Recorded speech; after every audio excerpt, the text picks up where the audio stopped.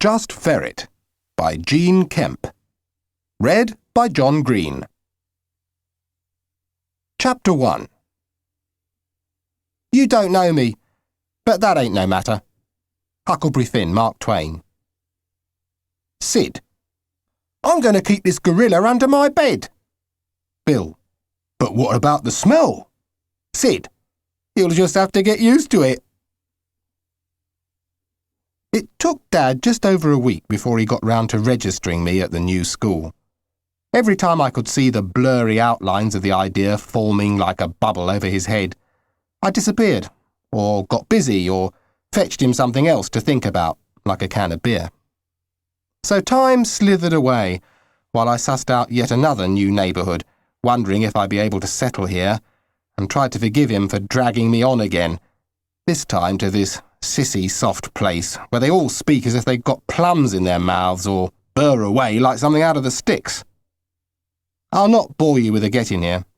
Either you've ridden in a 100-year-old van held together with spit and string, all your gear piled on the roof or in the back so you can't see out, or you haven't. So you either know or you don't.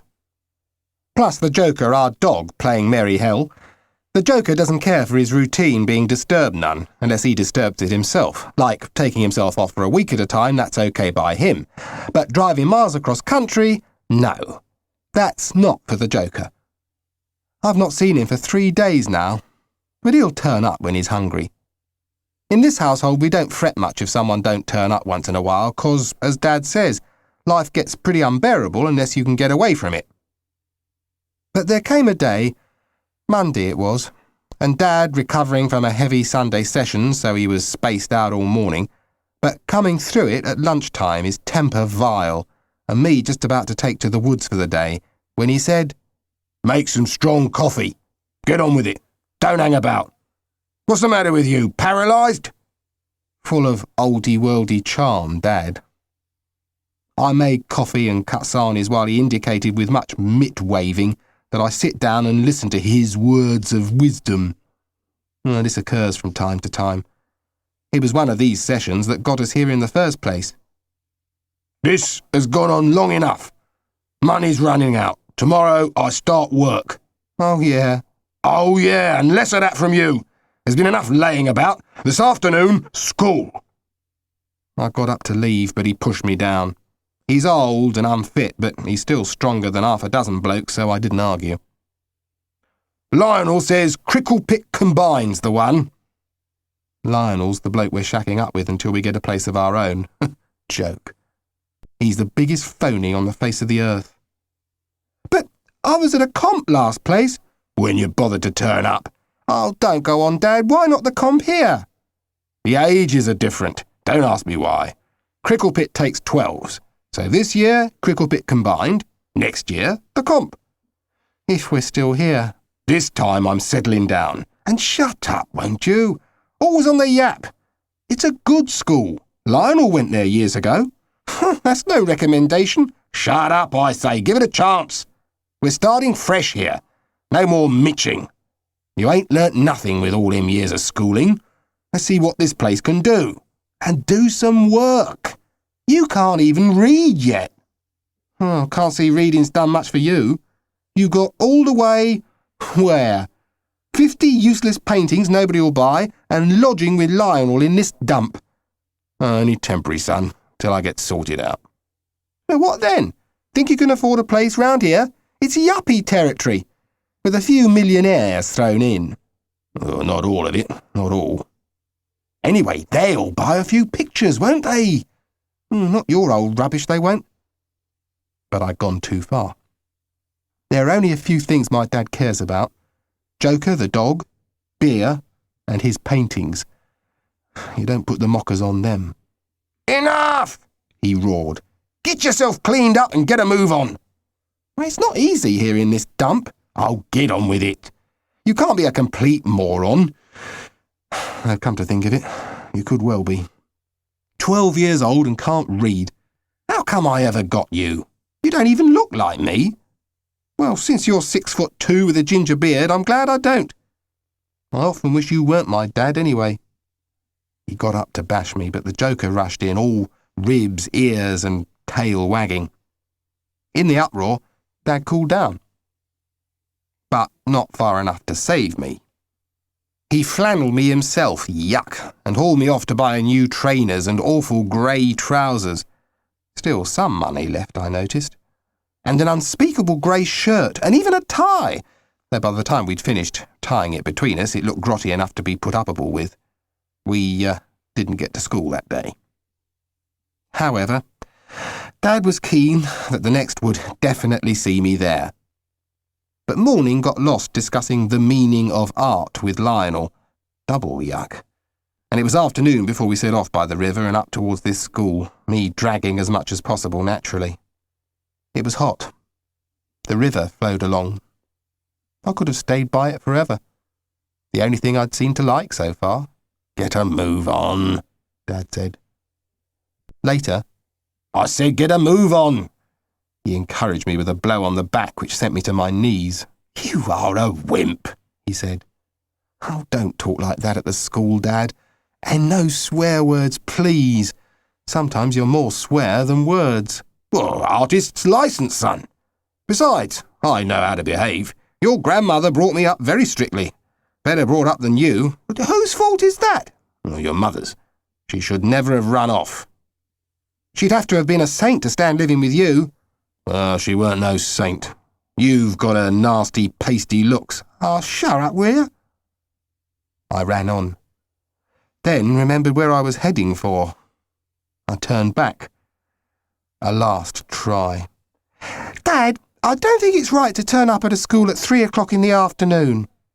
We'll sign you on. You can start properly tomorrow.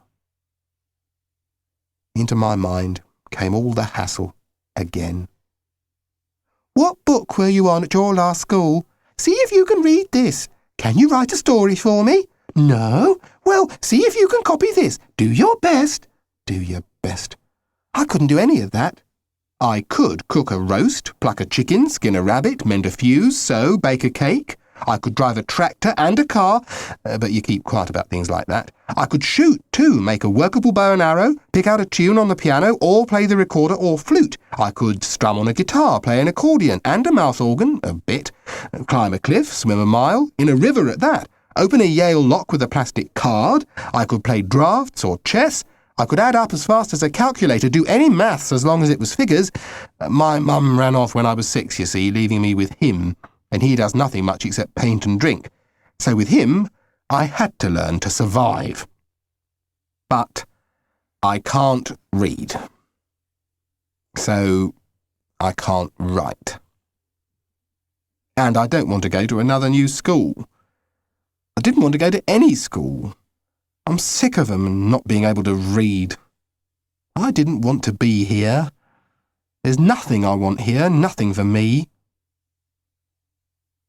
A red brick building, old, with a bell tower, smaller than my last comp and ordinary, with an asphalt playground, railings, and a small playing field.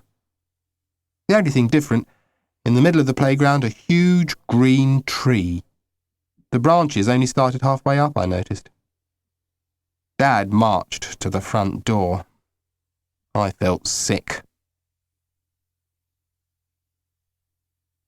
Chapter 2. I like the idea of putting jokes on each chapter. Some of them were pretty funny. Here are some of my jokes. Why couldn't the hedgehog wash his hair?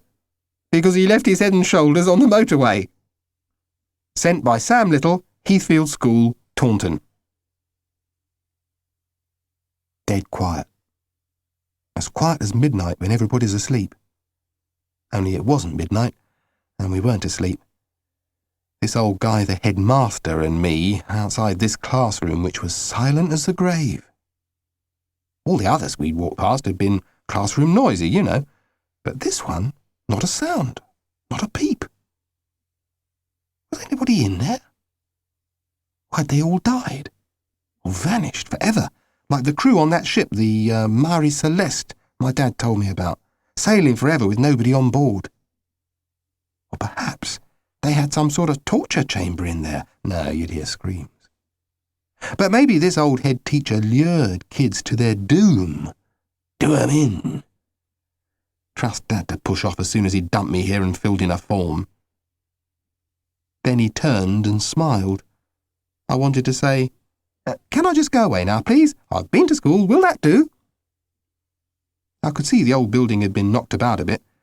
The doorway opened up, then a red plastic sliding door fixed across. It had 4F written on it. He pulled at this sliding door, which didn't budge, though it buckled a bit. Mr. Merchant's taking 4F this afternoon. He'll be reading a story, and he doesn't welcome interruptions, and rightly so. But you're an exception, aren't you, boy?" He beamed at me and pushed at the door again. Was he some sort of nut, I wondered? It was so easy to open that door. I'd do it for him, but it wasn't me who wanted to go in the classroom, and if we hung about long enough, the afternoon would be over, I hoped. A minute later, I couldn't stand seeing him fumbling with the door any longer, so I slid it across, then followed him through. Into the silence, and into the eyes, all of them staring at me. No one smiling, just those eyes looking at me. The alien, the enemy, the wild animal. They looked as if they'd been waiting for something to happen. And bad luck, that something happened to be me. Someone sighed. Someone shuffled their feet. Some of the eyes looked away. A tall, swotty-looking girl stood up. The head teacher spoke. "I'm sorry to interrupt, Mr. Merchant and everybody. No, sit down, Penelope. Gratifying though it is to have one of the class stand, the rest being paralysed, presumably. Good afternoon, sir," they chorused, lurching to their feet. A funny-looking one, skinnier than anybody had any right to be, sort of half stood, then collapsed down on 10-foot stick legs. This 4F lot looked as miserable as if I'd snatched a box of chocolates off them. "I expect you wanted to hear the end of Mr. Merchant's story," the head teacher burbled. "Sorry about that, but I want you to meet Owen. Owen Hardacre. He'll be in your class. Make him welcome. Goodbye, Owen, Mr. Merchant. 4F. He had a word with Mr. Merchant, then hummed himself out of the classroom. This Mr. Merchant grinned at me, wrote something down, and as he did so the voices started, very low, but my hearing super good. "Owen Hardacre, nudge, nudge, giggle. It's a spook. An albino. E.T. A goblin." The boy built like a sumo wrestler, scratched monkey fashion. "No, it's a ferret. A ferret, I say. Look, white hair, pink eyes." The one who said the ferret bit was big and handsome. Black hair, blue eyes, piranha teeth. Dad says I ain't learnt nothing at all those schools I've been to. Maybe not books. I learned to read one thing, though, and that boy was trouble. Bad trouble. I guess the others round him would be his gang, his yes-men. And I could see this nicely dressed in uniform listening so quietly class had a sharp edge to it. This would not be easy. I wished I wasn't there. "Ferrets! Ferrets in trousers!" giggled an anteater boy, all conch. Then someone spoke out loud. "Please go on with the story, sir. It was beautiful, sort of shivery." The girl who said this smiled at Sir, then at me. She had a lovely smile. The best thing I'd seen, along with the river, since I'd landed here with Dad. And swotty girl Penelope said, "Yes, do go on reading, Mr. Merchant." But he closed his book. "No, we'll save it the next time. Colin, if you want to live to the end of the afternoon, stop giggling like a demented hyena." "Right, clear up, everyone. Ready for Mrs. Flint." "I'm here already," said a voice from the doorway.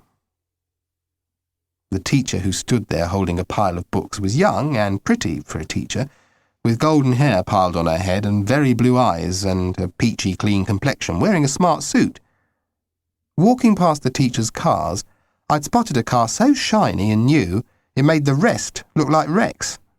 That'd be hers, I thought now. She was just the same. She took no notice of Mr. Merchant easing his way out, stopping to have a word with the beanpole, and saying, "See you tomorrow, Owen," to me, but told everyone to clear their things nicely and go home quietly. Her words were smoothed and sanded down, but underneath... "You're new, aren't you?" she said to me. "You should have been brought to me first. What's your name?" I told her and waited for, "What were you reading at your last school?" But she didn't say that. I'll have a word with the head teacher, then talk to you tomorrow. You can go now. Oh, we all try to wear uniform here. Your trousers are fine, but you'll need different shoes, a blazer, and a new tie. Let your mother know." "I haven't got a mother." "Oh, dear," she sighed crossly, as if I'd deliberately lost her somewhere. "You do have a father?" "Yes." "I'll be in touch." That should be funny, him and her, I thought. "Off you go now. Oh, by the way, a big ugly dog has been left, tied by a piece of string, to a gate forbidden to the children as there are other safer ones to use. Could it be yours?" "Dad must have left the joker behind to see me home." "That won't be necessary in future. Goodbye, Owen. Be here at 8:40 sharp tomorrow morning. We like an early start." Her voice held all the warmth of the inside of a fridge freezer. She hurried away. I'd been dealt with. "Owen," someone said, and the beanpole limped towards me on stick insect legs. He looked terrible. There could be worse things than not being able to read, I reckoned. What did he want? Waiting for him to get to me was painful for both of us, so I moved towards him. But a woman got there first. "Beany," she said, sort of pleading. He looked choked. "Parents are supposed to wait at the gate. Parents don't collect fourth years from classrooms. I'm not a baby," he scowled. Too true. Stood up straight, he'd be nearly 6 foot tall. Taller than high, wide and handsome Piranha Face. Come to think of it, where had he got to? Didn't want him on my back, ever. Beany and his mum started to argue, so I headed for the front door. I didn't much want to hang around here. And just outside in the playground was high, wide and handsome Piranha Face, waiting together with the sumo wrestler, the Anteater, and a boy who looked as if he was brain dead. I wasn't sure they meant trouble for me, but I didn't especially want to find out just then. I'd rather not know. I doubled back to find another door to leave by. This is not easy when you're on strange territory and haven't a clue where anywhere is, and it came as no surprise to find them all waiting outside the next one I arrived at, when I found it. Maybe it was just coincidence, but I don't need this pressure on, I sang to myself, backpedalling speedily into the rabbit warren of a school. This time I ran into Beany and his mum. He looked panda-eyed and worried, and as if he was trying to tell me something. Warn me, maybe? But I don't need any warning, I wanted to say. I've met Piranha Face and his like before. They're always around, wherever you go. But not someone like you, Beany. You're new to me, different. Beany wonders if you'd like a lift, his mother asked. A nice lady, that one. No. She looked surprised. I don't think people said no to her much. She looked as if her life had been pretty cushy. Except she got Beany. What was wrong with him? "Oh, you're sure? Well, we'll go then, Beany." He followed her out slowly, still half turning to me. It seemed like a good idea to walk out close behind them. She stopped to have a word with Piranha Face and his lads, and I saw them turn into different people, all toothy beams and "Yes, Mrs. Saunders," and "No, Mrs. Saunders." She smiled back. Beany didn't. Somehow, I thought, he wanted to see me out of the gate. He couldn't know I'd got the joker tied up at the wrong gate. And how could he know that they didn't scare me, since the only things that do are reading and Dad in his black moods? And yet I didn't feel I wanted to tangle with Piranha Face if I could help it. "Stop hanging about, kid. Freedom's out there. For tonight, anyway, the sun's shining, the joker's waiting patiently, nose on paws, ignoring the world." I run towards him, and he stretches up, enough to scare anyone. A great grey wolf of a dog with one floppy yellow ear.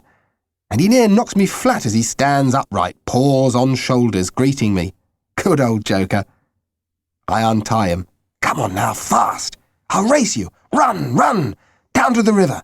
Tonight we'll explore. Come on, Joker. Like the wind. Down to the river. Chapter 3. Distracted, the Mother Said to Her Boy, by Gregory Harrison. Distracted, the mother said to her boy, Do you try to upset and perplex and annoy? Now give me 4 reasons and don't play the fool why you shouldn't get up and get ready for school. Her son replied slowly, Well, mother, you see, I can't stand the teachers and they detest me, and there isn't a boy or girl in the place that I like or in turn that delights in my face. And I'll give you 2 reasons, she said, why you ought to get yourself off to school before you get caught. Because first, you're 40, and next, you young fool, it's your job to be there. You're the head of the school. Next day, when I got to school without the Joker, the kids were gathering under the tree in the playground. In 1s and 2s they came, then 3s and 4s, then more and more. The boss, Piranha Face from 4F, himself stood up on a bench under the tree, flanked by his mates. I looked around. Nobody else had his power, his clout, though the tall one that the head teacher had called Penelope was there with a crowd of girls round her. I hung around on the outskirts, hoping to pick up ends of conversation. That's what you do when you're new. I looked for Beany. Couldn't see him. But there was the girl who smiled. She saw me and stretched out a hand to pull me through near to the tree with her. What's going on? I whispered. Chief Sir's leaving. That's the headmaster. We've just heard. I tuned into the voices. The jungle tom-toms were sending out the news all right. He can't be. He's always been here, someone said. He is, I tell you. He's taking early retirement. He told my mother. I've known about it for ages. That's Penelope, whispered the girl. She's a school genius. What's your name? Minty. What's yours? Oh, it's Owen, isn't it? They'll call me Ferret. Don't you mind? No, it's happened before. I couldn't care less. It can't be early retirement. He must be 100 at least. It's not early enough. Should have been got rid of ages ago. Stands to reason. He was here when they started a school. Don't be stupid. It was founded in 1665, shouted Penelope. So? He'd be over 300 years old. So? Wrinklies are about that age. My mother told me not to tell you all, but he won't mind now. He's been waiting to retire for ages, said Penelope. Why are you crying? I asked Minty. I like him. I don't want him to go. We had Miss Plum. She was lovely. Then she left and Mrs. Flint came and it all changed. That's what happens. What's the big boy called? Magnus. Any minute now he'll tell us all what to do. That's his gang there. Striker, you've seen him. Then Sean, he's horrible. They're all horrible. And Ceefax. Ceefax? The one with the big nose. He thinks he knows everything, like Penelope, but he gets everything wrong, so we call him Ceefax. She'd stopped crying. In this school, she said, Magnus rules the boys, Penelope the girls. She started to giggle. I say it's sexist, but it may not be because Magnus and Penelope both want to rule the world. Shut up, everyone, yelled Striker, the hefty one. Magnus wants a word. Magnus! Magnus stretched up, flexing his muscles. A good send-off for Chief Sir. That's what we need. The teachers will ask you to give money for a present. We'll give them some, but bring half to me, Penelope, or Striker. Got that clear? For our own private surprise. For Chief Sir. Yeah, great, brill! Shouted the kids. Good old Magnus, 3 cheers! He held up his hand. Hold it! We don't want the teachers here. It's time to go in. Remember, kids, this is our surprise. You know what to do. They started to move away. I couldn't believe it. Amazing. Was it always like this at this school? I didn't know what to say to the girl. I didn't know who I could trust here, if anyone. Maybe it was just my suspicious mind. Minty, I began, tell me, Someone jostled us. I looked round. Stryker had joined us. Why, it's our little Ferret. Minty always did pick funny friends. I walked as fast as I could to the classroom. No hassle there, I hoped. Except for the reading. We'd have to get to grips with that, sooner or later. "You've done all this maths very well," said Mrs. Flint. "Quite a surprise. Accurate and fairly neat. But why didn't you do this section? Didn't you have time? I gave you plenty." I was a small sliced-off bit of louse in a slide under a microscope, and Mrs. Flint was examining me with her sparkly blue eyes. The small sliced-off bit of louse said nothing. It wouldn't, would it? "Now, come on, why did you leave out these? They're no more difficult than the others. Easier, in fact." Silence everywhere. I'd never known such a quiet class as this one. I almost missed that old comprehensive I used to go to. At least it had been noisy. Minty looked up and gave me a quick smile that vanished almost before it began. Beany, who'd arrived late and not been told off, I noticed, looked at me with his sad eyes like a giant panda. "Come along, Owen. You're not the only one in this class who needs attention. Tell me about these you left out." Okay, out with it. I might as well come out with it. "They're written problems, and I can't read, so I couldn't do them, could I?" "You can't read? How old are you? 12? You can't read at all?" Tough undernotes were thundering up under the silky-top voice. Piranha face sat up smartish, all eyes and ears as well as the teeth. "No."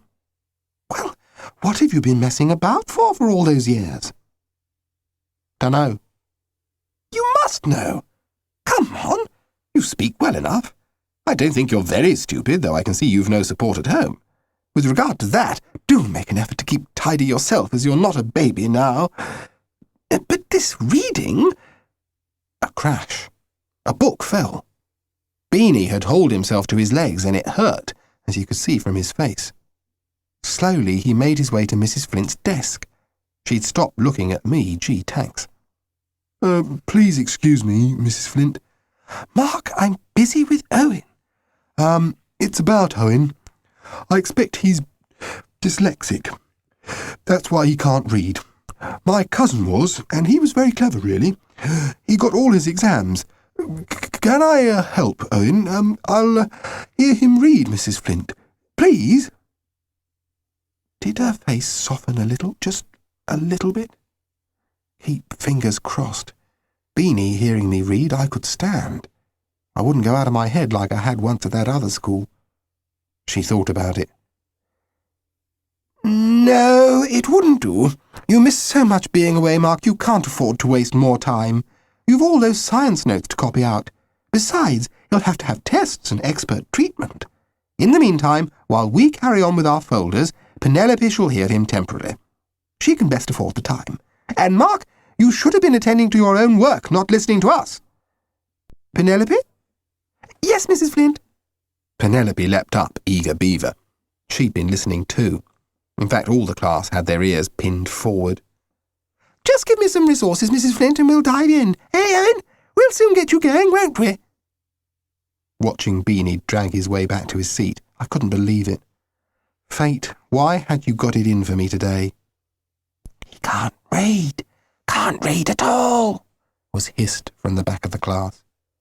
"By the way, Mark," Mrs. Flint said, "not being able to read doesn't always mean dyslexia, and people aren't quite sure what they mean by it. Probably not in this case." I wanted to wipe that sniff straight off her face. She concentrated on me again. "Owen, you told me you hadn't a mother, or any woman living with you." "No." "You live with your father?" "What does he do?" "A painter." "Oh, he paints and decorates, does he?" "Not very often. He hates painting and decorating." "But you said he paints pictures, real pictures, oils and acrylics and watercolours. Sometimes he does woodcuts." She looked at me as if she couldn't take it in. "Oh." Well, Penelope, here, use this book with Owen. In that corner there, do what you can. Then she frowned the class into silence. The book was a Janet and John, Book 3, as old as the hills from the look of it. I knew the cover well, but not the words. In the half hour that followed, Penelope did all the speaking. I refused to say anything at all. I wouldn't look at the book either. Chapter 4. Why did the hedgehog cross the road? To see his flatmate. Sam Little once more. Visit the quay. Fun time for the family. The Maritime Museum. Boats from all over the world. See the Customs House, the great warehouses, as featured on television. Have a day out. Hire a canoe. Ride on the ferry. Visit the craft workshops, the potteries, the leisure centre. Don't miss the antiques market. Cafes, restaurants, wine bars, ancient inns full of nostalgia. It's another world. Tourist board. This is the place we've come to. Is this where my dad hopes to sell his pictures? His aren't much like the ones I've seen on the quay. No one could call his pictures pretty. Rising up behind this world, shutting it into a basin, a red cliff drops down, whoosh. Tall trees and grand old houses on the top, warehouses, shops, the rest built into the bottom. Not much further along are very ungrand houses, nearly ready to topple down the hill, the bottom one held up by a large beam. That's Lionel's. Just being in it makes you feel seasick.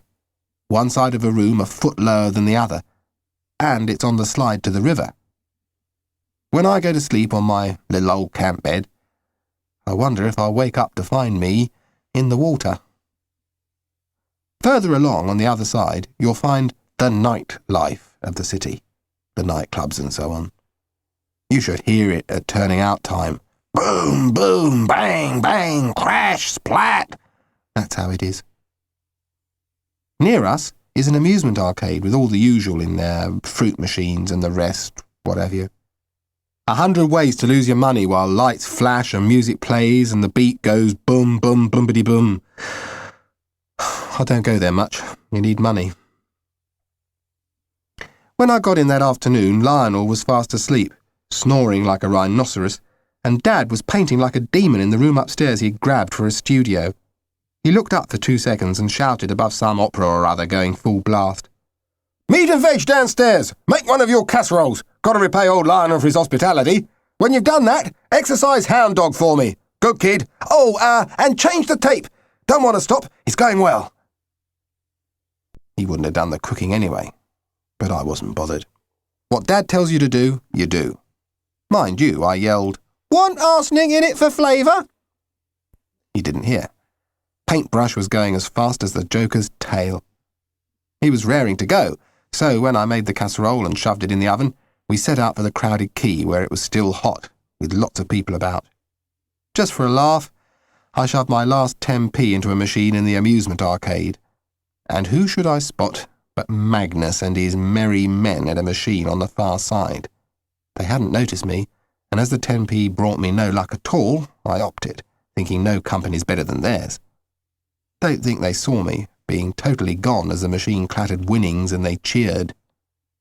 I went in the other direction, past the stylish furniture place, shops, offices, the lot, and then at last turned into a narrow, murky opening hidden by an enormous bush covered with purple flowers and swarming with bees and wasps keeping people out. But not me. And there was the dark green, shining leat. That's what Dad said it was called, where the ducks swim, but not the swans, it not being posh enough for them. A secret world of high red walls and a path by the water, overgrown with trees and bushes and ferns and climbers, with moss and daisies, I know their names, springing out of the broken bricks of the wall, dropping down to the green bottom of the leat. Trees and leaves hide everything, so that you can only just see that on the other bank are derelict buildings, shattered windows, rotten planks of wood with bits of corrugated iron where the roofs have fallen in. It's gloomy rotten, falling down, broken down. And yesterday, a dead rat lay on the path. Anything could happen here, in this secret place. And it's beautiful. Green, mossy, cool and mysterious. Sunlight shines, making the leaves camouflage shadows. No new Cricklepit suspension bridge here. Just a rusty iron girder crossing over the leat to an ancient wooden water wheel, flaking and rotten and old, old, old. I could look at it for ages. I just might draw it sometime. Tomorrow, maybe? There again, I might not. One artist in a family's enough. The Joker lay panting. He'd chased a squirrel and lost the race, so I shared a packet of crisps with him and the bacon sarnies I'd made to tide us over till Dad decided it was stew-eating time. It was quiet, and as I sat there, bits of first day at a new school floated through my head. Beany, real name Mark Saunders, had his own diet ready for him when we queued for lunch. He didn't want it, he said. I wouldn't have wanted it either. "Stay with him. You'll be okay then," said that Minty. Did she have a real name? Grabbing me at the end of the morning. "What do you mean?" I asked. "What is this?" "Do you like pizza? I think we've got some today. Mind you, you'll have to eat lettuce with it. New health food." "I can't follow you. What are you on about?" "You don't have to follow me. I'm no use to anyone. It's Beany you stay with." Hello, Penelope. Did you win that latest competition you went in for?" "Yes, I did, actually. It'll be announced in the paper next week." "Oh, how wonderful. Penelope's the cleverest girl in the school, Owen. She's a genius." "Oh, I wouldn't say that, Minty. People can do anything they want if they try," said Penelope, full of modesty. We'd already met. I kept quiet as she gave me a very peculiar stare. With any luck, she'd think I couldn't talk as well as not being able to read, so I did my spastic bit. We walked along very slowly, Beany, Minty, Penelope and me. What a funny place, I thought. What am I doing here? They're all blooming mad. Then Beany managed to grin at me, though his face was sheet white. Well, not our sheets, they don't get changed often, but he looked awful. I got ready to catch him if he fell, but that grin was so cheeky, as if he knew what I was thinking. I thought once again that not being able to read wasn't bad compared with whatever was happening to him. Later, to Minty. "What did you mean, stay by him, and then talking about pizzas?" She looked round, then said, "Remember 2 things. 1, it's pretty safe when you're with Beany, as no one dares to touch him. 2, watch what you say here. It might get to the wrong ears." "Oh, you're crazy." "Yeah, everyone says that. Come on, what are you going to do now? There's a squash club, a stamp club, a badminton club, a book club. Oh, you wouldn't want that." "Well, you'd say go with Beany, wouldn't you?" "Uh-huh. That'll be the stamp club. He'll be back in a minute from his medication." "What's wrong with him?" "Oh, he's ill." "I can see that, but what's wrong?" "Well, your guess is as good as the doctor's from what I hear." "Oh. Are you coming to the stamp club?" "Oh, no way, bores me silly. I'm off to the art room." "Oh, here's Beany now. See ya." The afternoon was quiet enough. I filled in exercise books, etc. But all the time I knew I was being watched. "Moron," said the one they called Ceefax as he brushed past me in class. Time to get back, to Dad and the casserole. "Come on, boy," I said, and we set off back to Lionel's place. Out of curiosity, I poked my head round the door of the amusement arcade. Magnus and his mates were still in there. Must have loads of money, I thought, and was just going to slip away, for thoughts of that casserole swam through my head, when... "There's that dog," one of them cried. "You know, the dog that was tied up at school." "Ferret's dog?" "Old moron," said another, and this one was Magnus. "Let's get him!" It was time for me and the dog to leave at speed.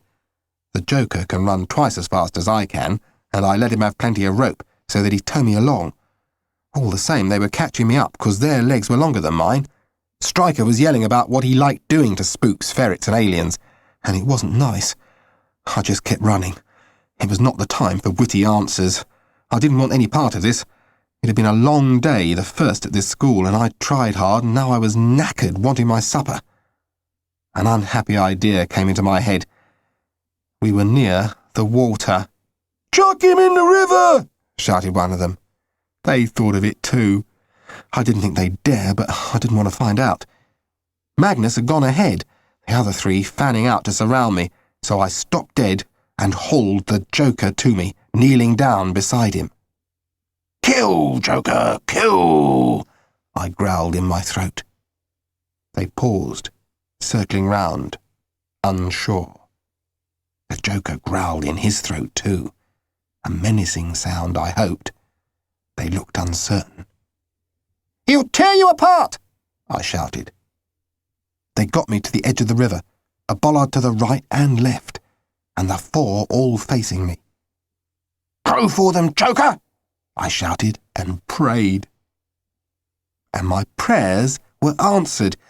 Arm in arm with his wife, hat on head, appeared Chief Sir. He lifted his hat in the air. "Good evening, boys." His wife smiled at us all. We all smiled back. Nice boys playing on a warm June evening. "Good evening, sir," we chorused. "Lovely night for a walk by the river," she murmured. And on Chief Sir and his wife went together. Everyone melted away. As for me, I skedaddled like the wind, saying thank you over and over again, for although he looks like a great grey and yellow wolf, you see, the joker's a rotten fighter, a born coward. When he's really up against trouble, he runs away or rolls over on his back and waves his paws in the air.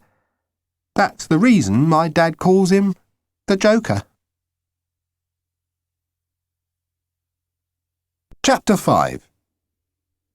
What question can never be answered by yes? Are you asleep?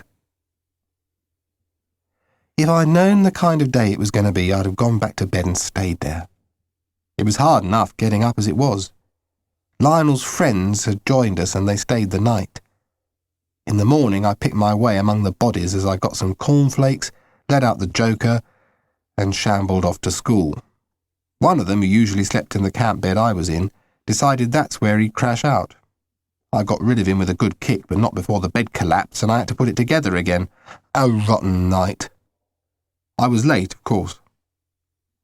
"I shall have to make a note of the time of your arrival," Mrs. Flint said. "We like to maintain certain standards here." "No, don't make excuses. You're late, and you look slovenly.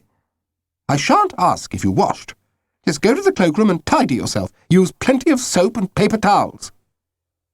"Those paper towels will wipe half me face off." Her eyes glittered. "We don't appreciate that type of humour here, and be grateful that you have free use of them." Doesn't anyone ever laugh? What a miserable place. Yet old Lionel was rabbiting on last night about the wonderful times he had. Wonderful times? Huh. Then I heard a roar of laughter through the classroom door I was walking past. Mr. Merchant's. I might have guessed. Beany told me about the things they used to do in that class, but for me it was fun yesterday, fun tomorrow, misery today. When I got back to the classroom, they were working on graphs and shapes, which was okay. Madam Flint said so, as if it hurt. "Surprisingly neat and well thought out. Achieve that standard in your other work and your personal appearance, and we might begin to get somewhere." "She's trying hard with you. You're doing all right," whispered Minty on her way past. "What's she like if she really hates you, then?" "Minty, don't waste time. Shakespeare made Richard II say, 'I wasted time, and now doth time waste me.' Don't let it happen to you." I laugh a minute here. But this wasn't bad, except for waiting for happy reading hour to arrive. And like Christmas, it came at last. But it wasn't merry. Kids moved into groups, each group on a different book. They had to answer questions about it when they'd finished. "Miss, call me Mrs. Flint, please, Minty. This is a lovely book, Tom's Midnight Garden. I can see it in my mind like a dream, like the dreams Tom has. Answering questions spoils the dream." "Oh, no, the questions will help your imagination." I stood by her desk, odd kid out as ever, wishing I was somewhere else. "Yes, Owen, I have some spelling lists for you to practice." "I can't wait," I muttered. "What did you say?" "Nothing, miss." "My name is Mrs. Flint."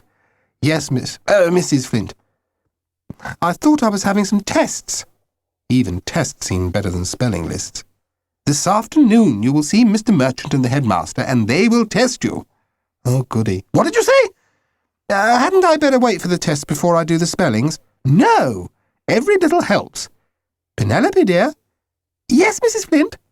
"Will you go through these with Owen?" "Yes, of course, Mrs. Flint, but he wouldn't speak to me yesterday."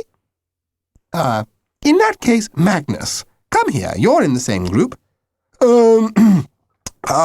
Let me, help Owen," Beany called out. "I've, finished my book." "I know you have, dear." This dear sounded ever so false on her. "But I do want you to catch up on missed notes, so I'll use Magnus. Take Owen into the book corner and practice these sounds." He came over, piranha teeth on full splitting grin. "Yes, I'll help him." "Not him," I said. "Mrs. Flint, somebody else, please." "Magnus is a very clever, sensible boy. He sets a good example. Off you go, Owen." Magnus's face had a leer on it that could have polluted the North Sea even further. He grabbed my arm, pinched it hard, and hauled me along to the book corner. There we sat together over the horrible lists. "Come along, moron," he said softly. C-A-T, cat. Say that after me, Owen dear. I kicked his shin under the table. "Ouch! I'll get you for that later. Now, spastic. B-A-T, bat. M-A-T, mat. F-A-T, fat. I'll talk to you tonight very slowly on the key before I push you into the river. People drown there, you know." I brought my elbow down hard on the fingers holding the lists. That fetched him. He brought his foot down on my instep under the table and his face close to mine. It sent me nearly bananas with pain, and his big eyes and big nose and big mouth wobbled in front of me, especially the mouth, as he whispered, "You undersized, miserable ferret. We don't want you. I've made this class into the best class in the school, and the last thing I want is something like you around, so I'm going to see that you go back to whatever filthy dump you first crawled out of. I'll make you so miserable that you'll crawl to your horrible mother, begging her to take you away." As he rabbited on, I thought, I don't have to listen to this. And taking aim, I spat straight at the mouth that was saying it. And knew I'd gone over the top again. That there'd be trouble, trouble, trouble all the way. So get out of here. What was I doing here among these aliens anyway? No, no, no, no, no, let me get away. Magnus was towering above me, shouting for Mrs. Flint, trying to wipe his face, trying to grab me. So I dodged under his arms and shot round the desks, heading for the door into the corridor and out of the school. Somewhere behind me, among the noise, I thought I heard Beany call my name, and it warmed me, so that a feeling of freedom swept over me. Up, up and away, through the streets, then down to the river and the Joker, and together we'll run and run forever, over the hills and far away, through the playground and along the pavement, the ground moving under my feet. I don't know whether it was Sean or Stryker who brought me down, but it was Magnus who got us back to the classroom. They dragged me, feet trailing, because I wouldn't walk. It didn't hurt, then. That came later. The class was standing as they hauled me in and dropped me in front of Mrs. Flint's desk. "Go back to your seat, Minty. Leave that boy alone." "He's hurt, miss. Oh, they've hurt him." There's the buzzer. Outside, all of you. Quietly now. We mustn't disturb the other classes. Yes, Mark Saunders, you must go too. That is a very naughty boy, so leave him alone. Go on, all of you. They went. I heard them go. Stand up, Owen Hardacre. I lay still. Why should I get up? What difference would it make to me now? I'd gone past caring, for it was all done for. Dad, I did try a bit. I did some nice work, and I made 2 friends, I think. One's a bit of a cripple, and one's only a girl, Dad, but they're okay. I just can't take the reading and him, piranha face, together. Have I got to go on trying? Can't I just pack it all in? Give up? Ferret, Hardacre, useless git. Can I do anything to help, Mrs. Flint? I heard Magnus say. He was still there. Yes, get him to his feet. Oh, no way. I got up, taking my own time. At last, I faced her. Owen Hardacre, listen to me. I'm not having disgusting behaviour like yours. Do you understand me? Answer me! She shouted. There she stood, with her golden hair and blue eyes, shouting. Her voice blasted my brain. I lifted hands to my ears to keep out the cruel edge. Why was my world filled with horrible sounds? Don't! Listen to me. You will behave well. You will not behave like a wild animal. Quickly she turned and wrote something on a piece of card. She took my fingers and forced them to follow the letters. Read this! Wild animals should be in cages. There was a squiggle of blood from a graze. Well, that's one reading method, of course. Someone drawled from the doorway. It was that teacher who read stories, Mr. Merchant. You'll mind your business as I mind mine. Her voice whipped. I came to fetch Magnus for cricket practice. You are the captain and need to organise it, Magnus. Mrs. Flint needed me, sir. Sorry. Come along, then. Excuse us, Mrs. Flint. Just a minute, interrupted Mrs. Flint. I want him to apologise to Magnus for spitting in his face. Ah. Did Mr. Merchant's face flicker for a moment? No, it was deadpan. I put my sore hands behind my back and said nothing. Say sorry. I did not. Mrs. Flint, I really must take Magnus now. There isn't much practice time and we've a match tomorrow. Please excuse us. They went. She and I were alone, and I was scared. I've said reading scares me and Dad in a black mood, but she terrified me more.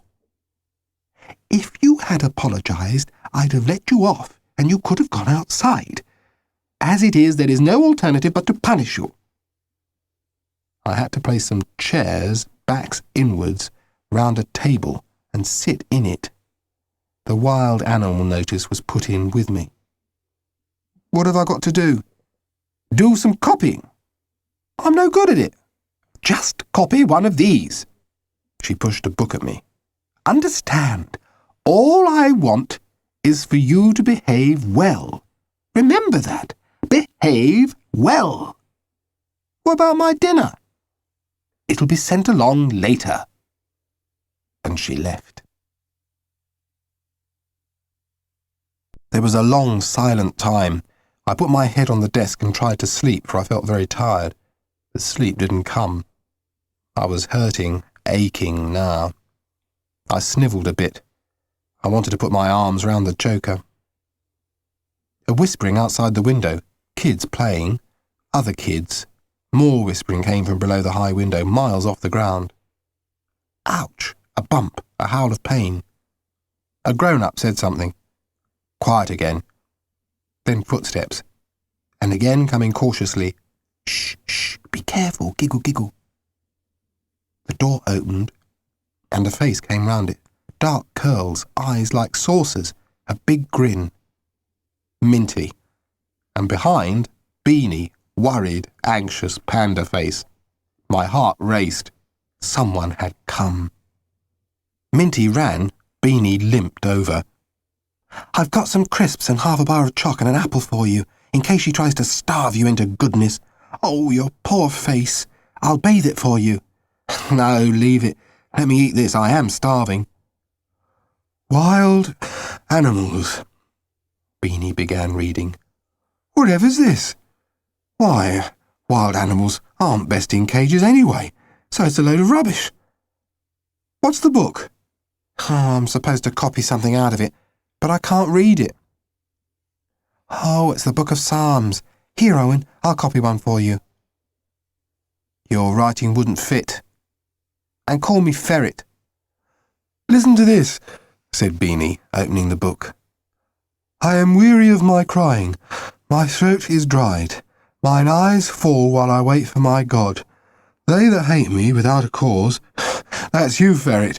But we don't hate you. You stood up to Magnus. I've wanted to do that all year. No one stands up to him nowadays. Minty tried. She told them she'd tell Mr. Merchant. They're all right when he's around, and last year they didn't do much, but this year— I shouldn't have warned them.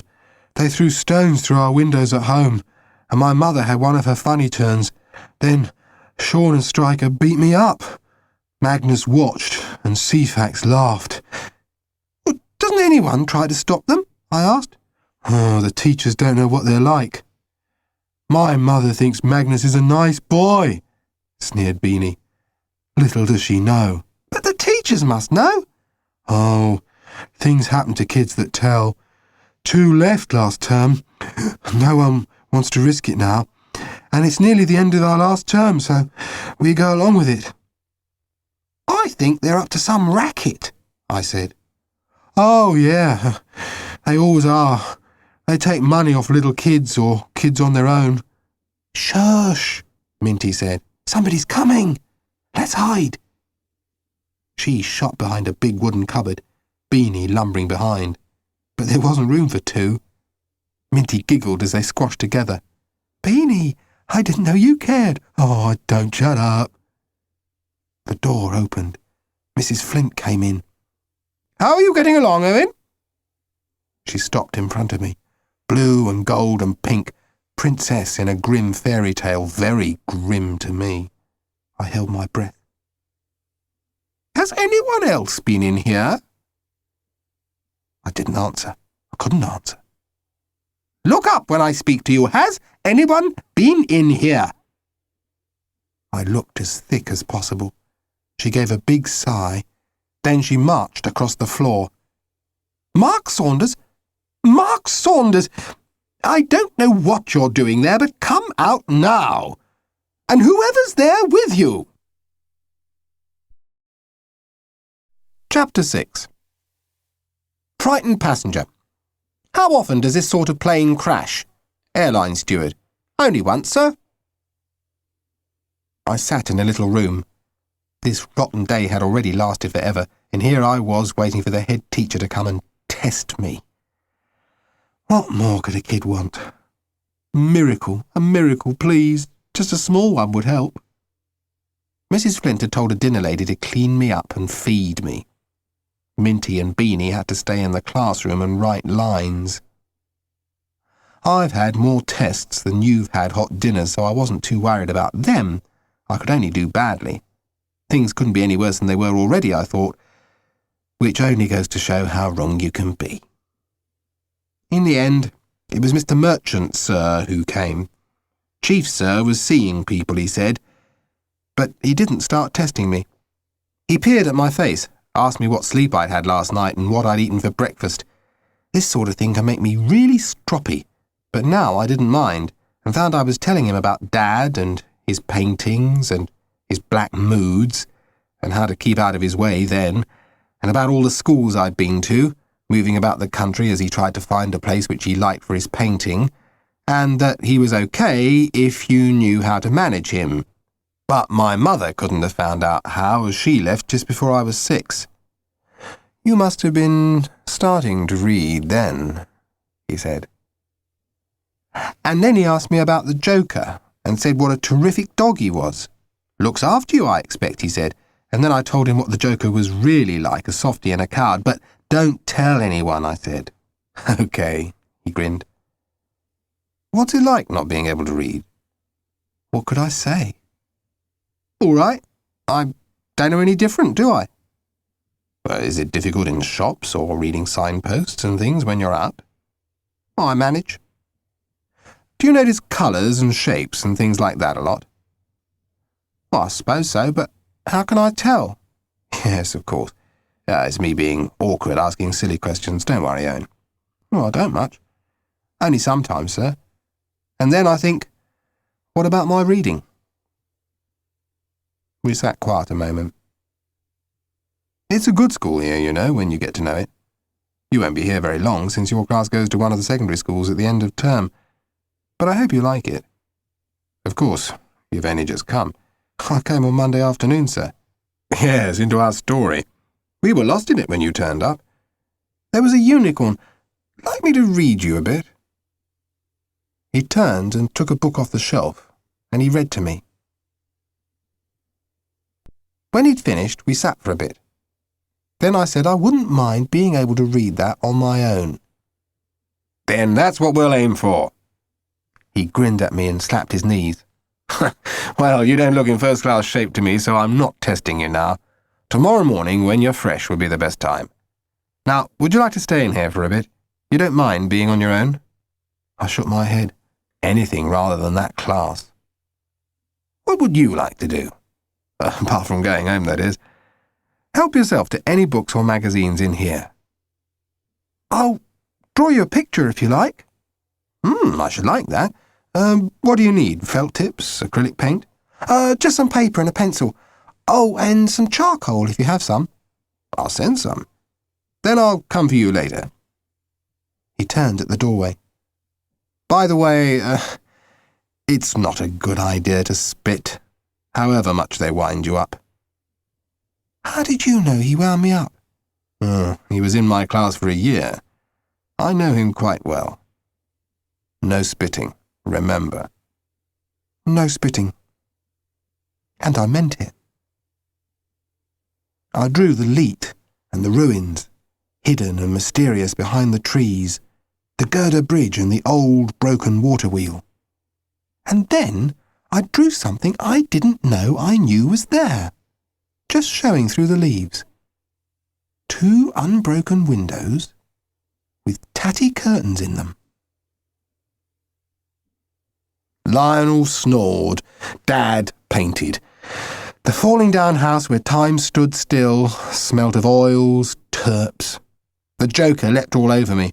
The kitchen was full of empty bottles, dirty glasses, cans, ashtrays full of butt ends, yuck and double yuck. You're late, bellowed my dad. No, I'm not. I got a lift back with my friend, so I'm early, there. He didn't listen. He wasn't interested in what I'd done if it didn't concern him. Well, get a move on, you paralysed or something. Clear this lot up and knock some sort of grub together. Oh, and do something about that dog. Hasn't been out all day. Get moving. Get stuffed, I said, and grabbing the Joker's lead, ran off into the sunshine on the quay and past that to the leat where nobody goes. And walking along there, or in Beany's case limping a little, came Beany and his mother. Oh, I didn't expect to see you here, he said. It's great, I like it. Oh, I'm so glad someone does, his mum cried, beaming. I used to bring Beany and his sister Jane when they were little, but we haven't been lately because he's been ill. She stopped. Sorry, Beany, I promised, I know, but what I was going to say is that Beany's father says they're going to develop all of it, all this, and build offices and shops and a King Arthur leisure centre here. Here, where we used to see a kingfisher. Oh, I can't bear it, it's terrible. Soon there'll be nothing left. What do you mean, Mrs. Saunders? There'll be no wild places left in England, no wild woods with Badger's house in them. Nowhere wonderful and strange. The whole country will be one heritage park, with asphalt paths and castles made of breeze blocks and notices saying, keep off the grass and toilets 10p a pee. Mum, muttered Beany, embarrassed. She took no notice. And your dad, he's an archaeologist, she said to me. They've given him a dig here and he's pleased because he thinks they'll find something interesting. Skeletons, put in Beany. Skeletons are brill, like the ones he found in front of the cathedral. Then they covered them all in again. I'd like to find skeletons. Oh, the dig's all right, said his mum. It's just that it's these awful people doing the developing who are funding the dig. So he won't protest because he wants to find out what's there. Then they'll cover up all the discoveries and build more useless offices and oldie-gifty shoppies. Oh, Mum, said Beany. Owen can't follow all that.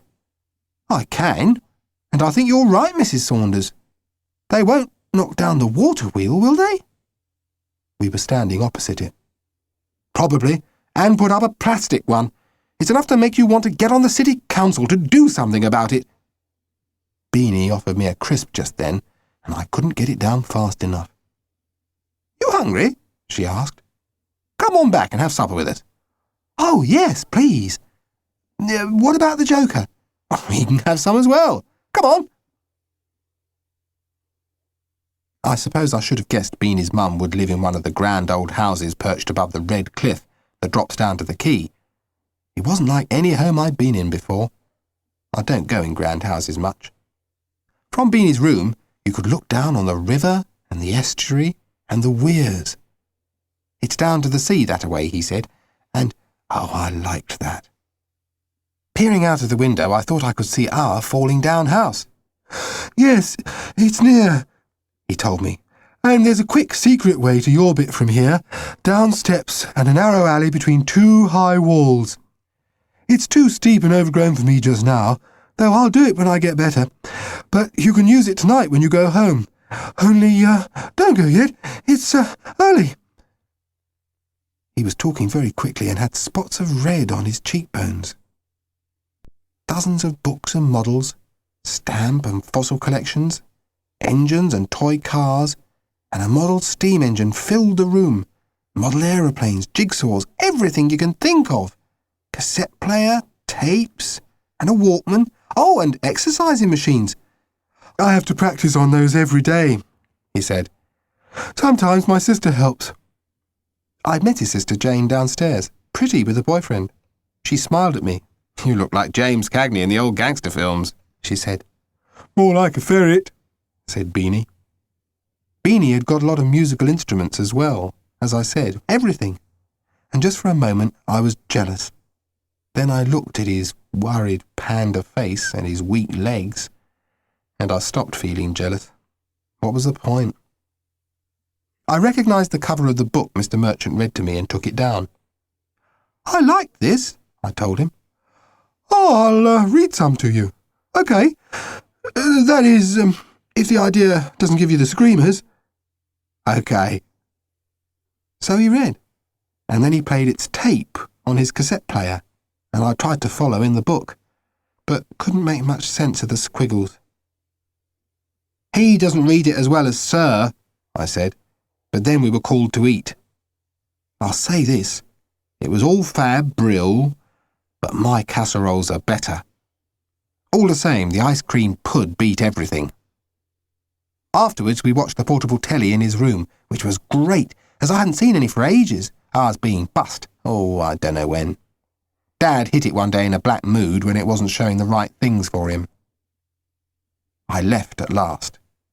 Down the steps and the narrow way. Beany was right, a smashing shortcut between high walls, nobody about. Looked out for Magnus and the meanies, but the coast was clear. Maybe they didn't know this path. I slid in like the invisible man, with Joker, the invisible dog, not wanting to encounter Dad on the rampage. The kitchen was tidy. Dad and Lionel were drinking tea and playing chess. There's a hot pasty for you in the oven, he said to me. Full of casserole and ice cream, I ate the pasty. Anything to keep Dad in a good mood. Besides, there's always room for more, and I secretly gave half of it to the Joker.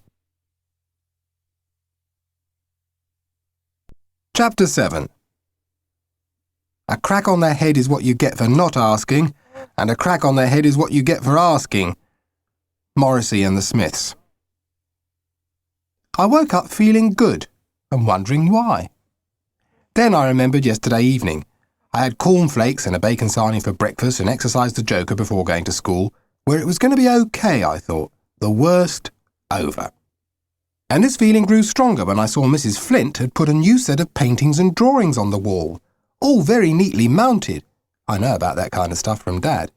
And my water wheel picture was there. Minty said it was fantastic. Mrs. Flint didn't get that excited, but she said Mr. Merchant had given it to her as it was a good attempt and it could go up with the others. But Beany didn't turn up. "Oh, he'll be ill again," Minty said. "Sometimes it's the aches or high temperatures like flu." After assembly, where Minty shared a hymn book with me and showed me some of the words, I went to the little room again and Sir did a lot of tests with me, then took me to Chief Sir for some more. I was more scared than I thought I'd be, and when I got back to the classroom at playtime, I was knackered. The early sunshine had turned to pouring rain, and though some kids went to the hall, most stayed in the classroom with books and games and drawings. I flopped down by Minty in a corner.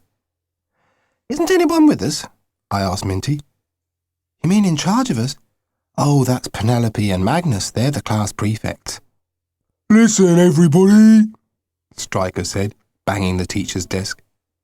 "I want to collect money for our present to Chief Sir," went on Stryker. "My mum's giving it to Mrs. Flint," said somebody. I didn't know all the names yet. "You still have to give to our own present. Come on, hand over." He and Sean started to go round the class with a couple of sellotape tins and coins clinked into them. Stryker came to us in the corner. Sighing, Minty handed over 5 pence. "More later," said Stryker. "Now you." "I haven't got any." "Don't give me that, hand over." "I tell you, I haven't got any." "He says he hasn't got any," shouted Stryker to Magnus. "That's interesting," said Magnus. I braced myself, waiting to be bashed. But I wasn't bashed. Instead, Magnus whispered in Sean's ear. Sean turned to the newly mounted pictures and tore 2 off the wall. Not mine, I noticed. Then he took a purple felt tip and scribbled on 2 more. Minty's face looked agonised. "What's going on?" I asked. "Oh, you should have promised them something." "Oh, no." "Why on earth should I? If I give anything, it'll be to the proper fund." "Oh, don't you understand? They'll have you now." "Oh, how can they?" "Oh, I'm off. I'm not staying here." "It won't make any difference. It's too late. I should have..." I couldn't follow her at all. Ceefax had fetched Mrs. Flint. "He did it, Mrs. Flint. He did it, Mrs. Flint. When he came back from his test, he was so mad he did that, Mrs. Flint. Look, he was like a wild animal. We couldn't stop him." He pointed to me. I couldn't believe what was going on. Was I going crazy? And then it clicked. But surely the whole class wouldn't... "Owen Hardacre!" called Mrs. Flint.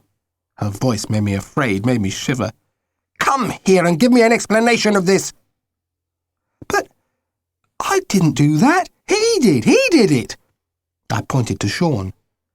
"Come out of the corner and tell me why you did this."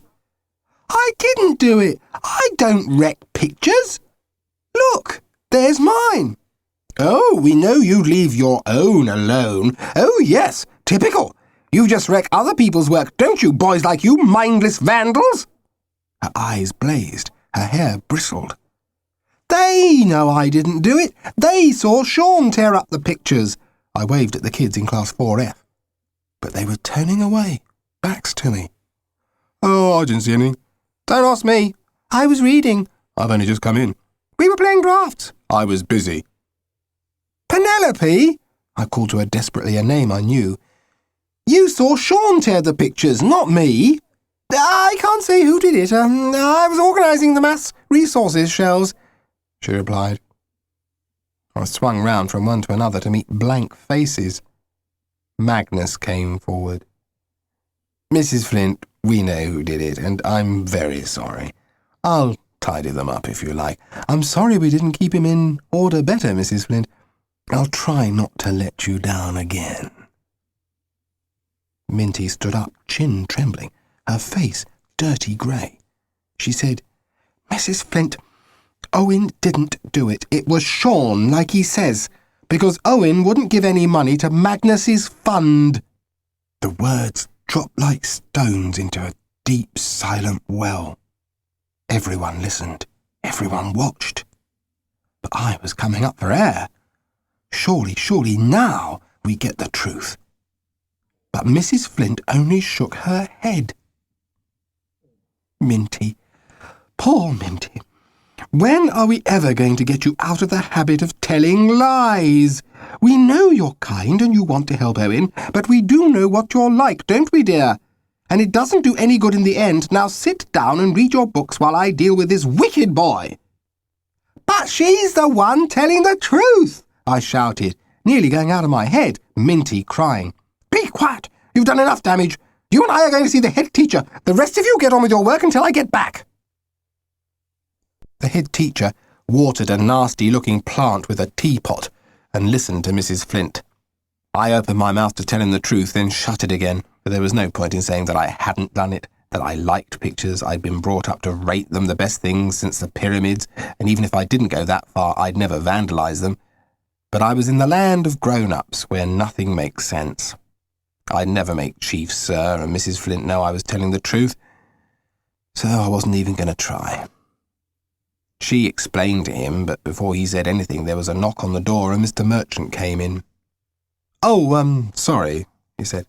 "Still, you're the ones I wanted to see. I finalised the results of Owen's tests, and he's well above average in intelligence. Good, isn't it? All we have to do is sort out this reading block." Mrs. Flint's voice made the Antarctic feel like the tropics. "Then there's even less excuse for his non-existent reading and his antisocial behaviour. And I should like to point out that with a large class like mine, I can't cope with this child, as well as everything else, for the remainder of the year." You may go, Owen. Just restrain yourself for the rest of the day," said the head teacher. "I'll consider your case further." "But I haven't done anything wrong yet today," I cried as I went, not meaning to, but driven to it. Mr. Merchant left with me. "What's going on? Did you mean what you said? And what are you supposed to have done?" I told him. "You see, it's Magnus all the time," I said at the end. Well, that's your version, Owen. The class has a different one, you say, and you're new, and Magnus has been at the school for some time. Is there anyone to speak up for you?" "Only Minty. Beany's away." I see. You'd better get back to the classroom." No one but Minty spoke to me as I went in. Not that I wanted anything to do with that snivelling bunch of cowards, lower even than Magnus and the Beanies, bullies and liars that they were.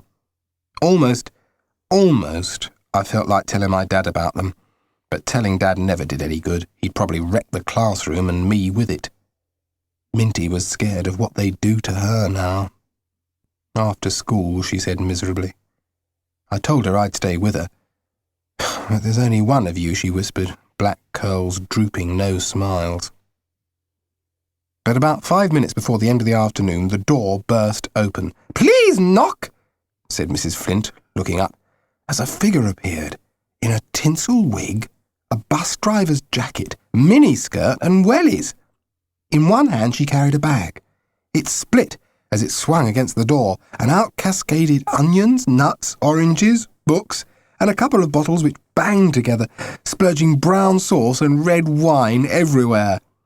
"Half a league, half a league, half a league onward! Into the valley of death rode the 600!" she sang. Mrs. Flint stood up, her face looking as if all her worst nightmares had walked in. Minty hid her face in her arms and groaned. I jumped up. I'm good on broken bottles. I can clean up without 'em cutting me. Practice with Dad's done it. And this woman was the nearest thing to Dad I'd seen in a long time. I was halfway through getting rid of the mess with the newspaper when I guessed who she was. "This is outrageous!" shouted Mrs. Flint. "No, it's Molly," answered Chief Sir, appearing from nowhere. "Get back in your places, children. Owen, you're doing a good job there. Go on." "Molly, you must have sold a poem." Yes, to the Observer. Hallelujah! Hallelujah indeed. Congratulations. I'm always pleased when one of my old pupils does well. Minty, where are you? Your mother has sold a poem. Isn't that splendid? Mrs. Flint, I think on this high note we can dismiss the children. Good afternoon, children. Good afternoon, sir, 4F chorused. Somehow he then manoeuvred Minty, her mum and me out of the room, leaving the rest of the class with Mrs. Flint. We walked out quietly behind Chief Sir and Minty's mum as he saw her to the gate. Don't you dare say anything. My mum's the cleverest, best person who ever happened, so there! I wasn't saying anything. You should see my dad. Now he's really crazy. She turned a quick cartwheel out of the blue. Here we are, all grand with Chief Sir. Magnus and the meanies can't get us now. She was the right way up, a good thing when Chief Sir turned round to speak to me. By the way, Owen, tomorrow you will rejoice in the presence of a minder. What's that? Sorry, sir? A minder, boy. You're going to have a minder. Just like that TV program I regret I used to watch regularly. Chapter 8. Judge. Do you plead guilty or not guilty? Man in dock. What other choices do I have? They got Minty. She knew they would. I met her on the way to school and she was quiet and miserable. When I asked her what's up, she said they'll get me. If they hit you, I'm going straight to that Mr. Merchant. She looked at me with eyes like black sad pools. You don't even begin to know. It'll be in some way you've not even thought of. That's how they operate. Oh, you make them sound like the mafia. Kids aren't that clever. Magnus is, she said, and wouldn't talk any more. Beany hadn't turned up and my minder had, and Minty was in a state of terror. It didn't feel like an all-in-fun day to me. Almost I thought of mitching, but Dad's threats had been heavy. Besides, Minty had said, "Don't go, stay with me, don't stay away." I didn't know she was psychic. Cricklepit Combined School dates back to 1665, when it was established by the dean and chapter in a small schoolroom in the churchyard. The school building was relocated in 1803 and extended in 1854 and 1895. The pupils have a rich variety of backgrounds. Some of their surnames are in the earliest recorded history. Some local families have come recently from Vietnam, China, Pakistan or the Caribbean. Some parents are postgraduate students or lecturers at the university. Some cook the best fish and chips in the city. The school is still Church of England, but its children are of many faiths. My minder was reading this to me, pointing to every word. To her, the words made sense, but not to me. She was a fat little lady called Mrs. Malpass. "I'm your shadow," she said. What was I supposed to say?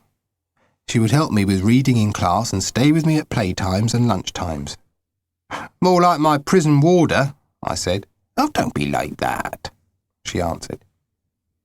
So, there she was seated beside me while Mrs. Flint began a new project, the history of the school. She talked to us about this and asked the kids to bring any old pictures, photographs, mementos of earlier times, especially if their parents had been at the school. Any old school books would also be welcome, to be returned, of course, and so on. Since I hadn't even heard of Cricklepit Combined a week ago, I didn't feel I had a lot to offer. Still, I made a folder for my bits and pieces, and my minder helped me with reading and copying. I was bored stiff at first. Then I got caught up in the drawing of the school I wanted to put on the front of the folder, the tree and the school and the kids under it. I quite liked that, and didn't immediately get up to vamoose outside when the bell went. In any case, walking round the playground with Mrs. Malpass wasn't exactly going to be the thrill of the year. "You and I will go outside together," she said. What a giggle. "If you think," she began, and I never got to know what I was thinking for a batty-looking kid called Jason rushed in. I was starting to know their names by now. Mrs. Flint! Mrs. Flint! Somebody stole it!" His eyes stood out on stalks. "Jason, just calm down now and tell me sensibly what's the matter." "I brought some money for you, for Chief Sir, and my mum put it in an envelope with my name on it, in case I lost it. But I forgot, and left it in my anorak in the cloakroom, and it's gone. Somebody's took it. Somebody stole it, Mrs. Flint." "Bring me your anorak, Jason. Stay in the classroom, everybody." A murmur went up. "I want to go out to play. Why can't he look after his money? I didn't take it." "Nobody said you did. It'll be somebody out of 4M poking about in our cloakroom, or that ferrety new kid." I felt like smashing in the face that said that. "You didn't take it, did you?" asked Mrs. Malpass.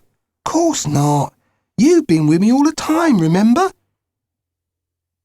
I think it was then that I began to get the idea.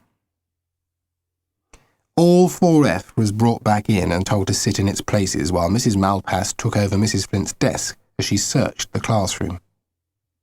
At last she came back in, frowning. "I'm very, very angry, Jason. If you'd remembered to give me the money at the beginning of the morning, this needn't have happened. But even worse is the thought that there might be a thief in this class." The eyes sparked. The hair bristled. She started to shout.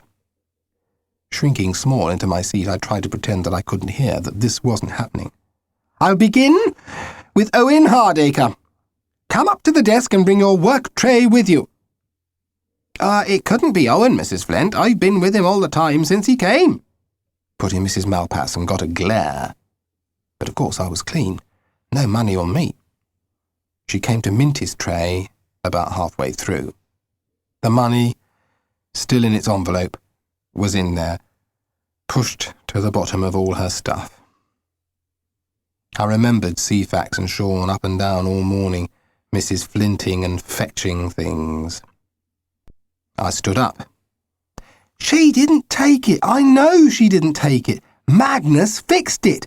Mrs. Malpass pulled me down on my seat. "Don't talk like that. Just keep quiet, saying things about Magnus. Why, he's always looked after Jason. You don't know anything about this school."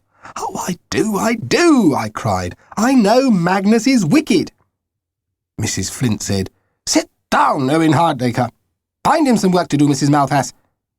Minty, stand by my desk. The rest of the class may go out to play now." "It wasn't Minty."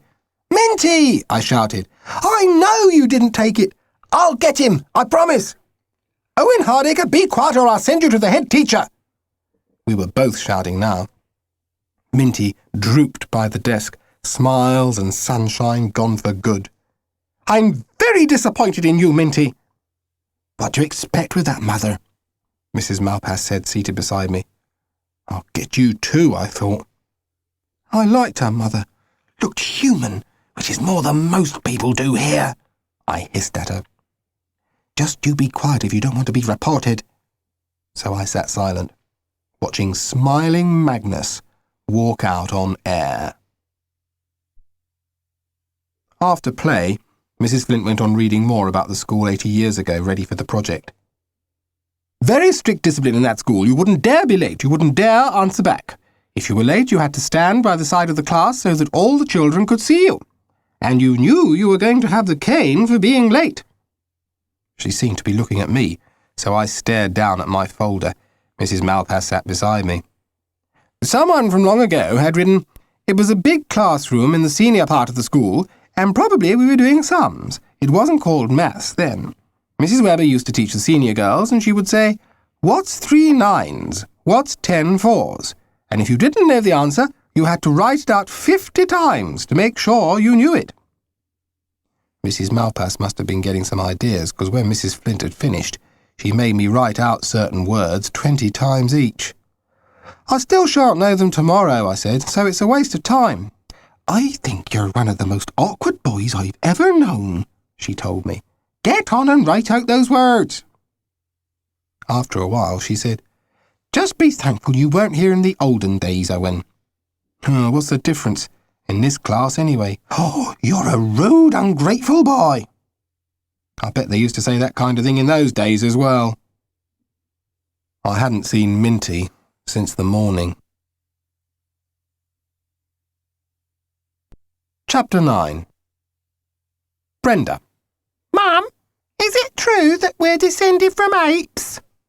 Mother. I don't know. I never met your father's family. And that day was Friday. I'd been at this school almost a week, and forever.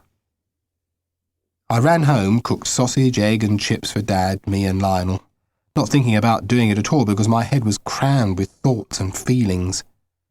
Then I saddled up the Joker and set off along the quiet alleyway between the high walls up to Beany's house, so full of what I was going to tell him that it was only when I'd rung the doorbell that I grew nervous. They mightn't want to see me, might tell me to go away. After all, I wasn't number 1 in the best-loved kid polls. Beany's sister opened the door and grinned all over her face. "Oh, hi, kiddo," she said. "Come in. Well, he'd be glad to see you. Talk about fed up. Here, I'll take the pooch, you beautiful wolf, you." The Joker rolled over on his back and waved his paws in the air. She laughed and rubbed his chest. He showed her he was ready to die for her there and then, the two-faced animal. "What a fraud," she said. "No, just a joker." Beany had come out to meet me. He looked terrible, but cheery. I tried to ring you. Lionel's been cut off. He never pays any bills. Oh, I'm glad you've come. My brain's aching with thoughts going round and round in the same track all the time. Like, am I going to end up growing into an 8-foot freak? I don't much fancy being an 8-foot freak, not even if it means I can go to the circus every day. Yeah, well, it's not much fun being my size either. Everybody gets onto you. How's it going? Come on, give.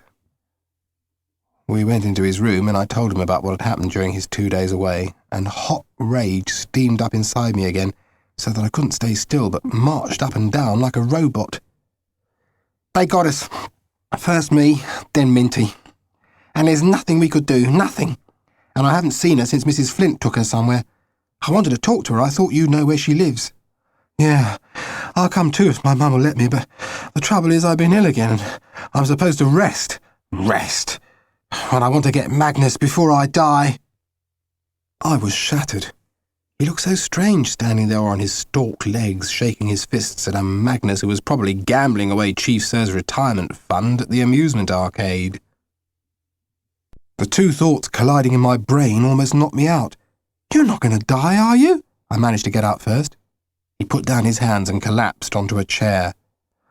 "Oh, I don't know. It's just that nobody knows what's really wrong. And when I'm on my own a lot, I get to thinking awful things. But when I feel better and can get around, I'm okay. And I know they'll cure me." Yeah, I know they will. You'll get better, I know you will." I wanted to cry. I hurt inside, which felt very strange, because wandering round with Dad had stopped me feeling anything much about anyone, except when once I'd been scared the Joker had gone for good. I didn't like this feeling at all, so I latched onto the other idea that had taken a tour around my pea brain. Anything to change the subject. "Beany, listen, forget about dying, please. It's Magnus. I think he's a gambler. At least, every time I've gone past the amusement arcade, he's there on the machines, and the others, but it'll be Magnus who decides if that's where they're going. Now, say he can't stop it." "Oh, compulsive gambler, you mean?" "Yeah, he'll need money. You always lose in the long run, my dad says." "You mean Chief Sir's private fund for Chief Sir's present? Our own private one from us?" I thought it sounded phony at the time. "But how's this going to help us?" I don't know yet. But it's something, isn't it? We got to find out all we can about him, and then tell Chief Sir. Oh, Magnus has always been the boss. He's big and tough, and he's lined up the toughest to be his special gang. The teachers like him." "Mr. Merchant?" Not sure. He keeps him down, but he did make him captain. He's the best at football and the best at cricket. I used to stand up to him, but then I became ill and I was always away, so... I still don't believe it. All those kids saying it was me. Oh, well, they didn't actually say that. They said they didn't see anything. Came to the same thing. Tell me more about Magnus. Oh, his dad's rich. Surprise, surprise. Oh, he owns a lot of the shops and the nightclubs and property round here. His mother's all right. She's on the PTA and my mum knows her. That's why she thinks Magnus is okay. He was going to go away to school last year, but his mother's soppy about him and talked his dad into letting him stay another year. Yuck. What about the rest? Will anybody come in on our side? Penelope? Oh, her dad's the mayor this year. He's big on the council. Friend of Magnus's dad. He would be. Is there anyone? Besides Minty? A kid called Duncan, he's okay. Silent kid, he keeps out of trouble, but he doesn't go along with Magnus. And then there's Peter Singh. Magnus gave him a rotten time and he hates him. Oh, so does Gary Slade. If they thought there was a chance, they might come over. Sue Martin used to be a good kid, and Kelly Davis, but he threatened them and there hasn't been a squeak out of them since. And there's Minty. Nobody can squash her for long. Oh, they're doing their best. Why? What you got in mind, Ferret? Nothing. It's just I've got to do something. I can't stand the lies and it being so unfair. I never did anything wrong. Neither did Minty. And that horrible big... Oh, you want to see her? Shall I ask my mum if I can go out? Oh, that's terrible. Bet you just clear off outside whenever you want. Whereas me, I've got to ask Mummy, he said in an incy-wincy baby voice. But, he growled, if I could just get better and do in Magnus, I'd be happy. If I could read and duff in Magnus, I'd be over the moon. Suddenly, we shook hands. Beany nearly fell flat. Not much of a fighting gang, are we? He grinned. Go and ask your mum. And I tell you what, if she lets you out, let's see if we can spot Magnus in the amusement arcade without him seeing us. Beany's mum said he could go out for an hour. Don't let him tire himself out, she told me. Beany glared. Leave Wolfie with me, Jane said. I'll have him. He rolled over on his back and waved his paws at her again, the traitor. Minty's house stood in a square of funny little houses all turning to each other wearing aprons of flowers, garden gnomes and cats. Beany banged a devil knocker on an old green door. 2 of the window panes were filled with cardboard. Faces peered and curtains flapped. Gone away! Back in the morning, said the old geezer next door. I've got to feed her cats. Tiger, Jeffrey and Beano, all ginger toms. Never cared for ginger cats myself. Come to think of it, I've never much cared for cats. I'm a bird fancier myself. He shook his head at us and stomped inside. Dad started to dig, said Beany. Let's take a quick look. The leat path was tricky because of broken bricks and stones and Beany's legs. Right at the far end, under the high red wall, sandy holes had appeared beside the path. A drain pipe and 2 cables looked up at us. No skeletons. Beany sounded disappointed. I do like skeletons.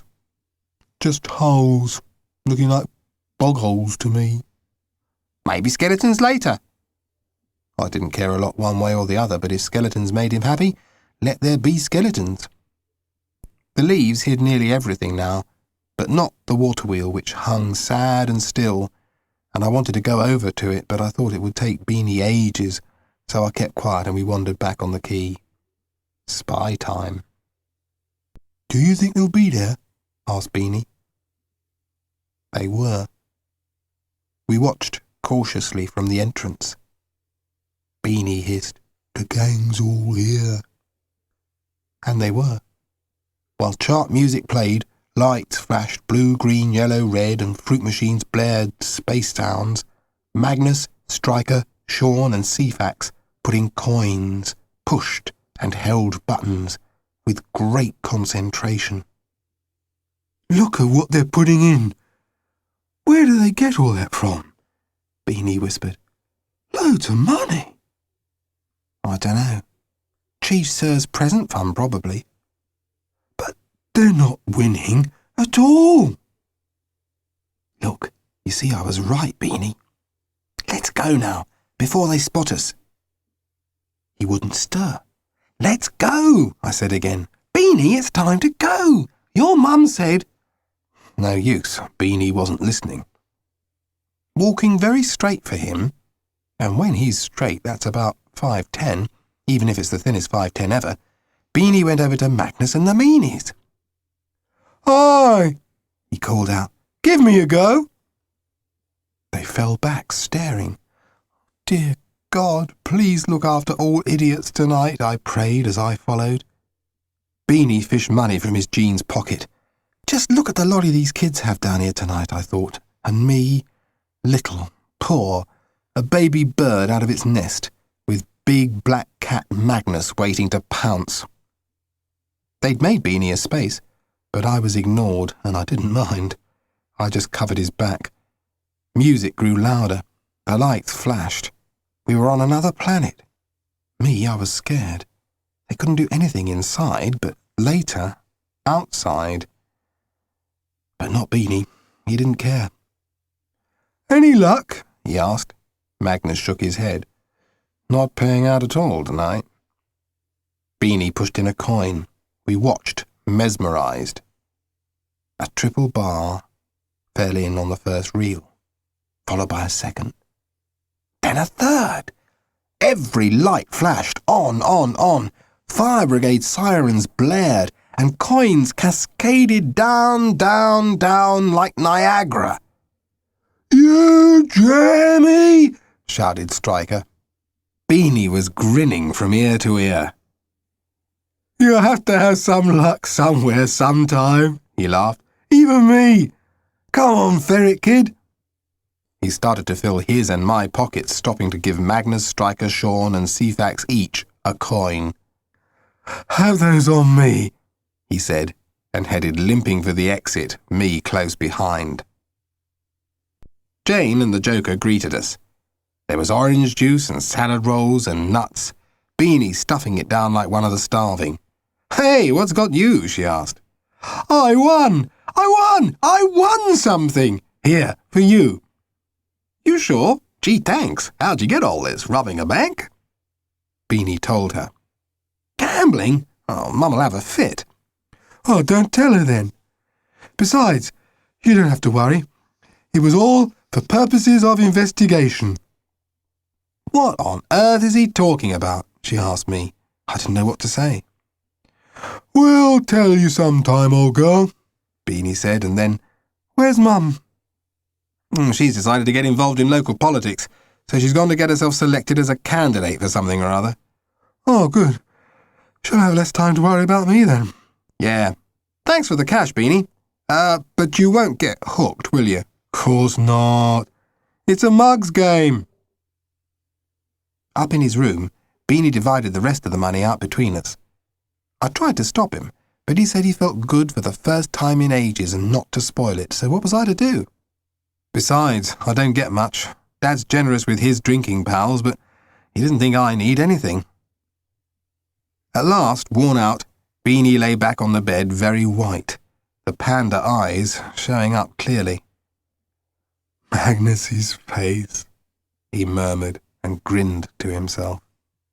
Magnus's face, He sang. Magnus's face. When I won all the loot that they'd put in, Magnus's face. Oh, the look of Magnus's great horrible face. He'll make us pay later. Oh, it was still worth it. I got up to go. Kiddo, It's great, that gambling stuff. No! Don't get caught on that, you idiot.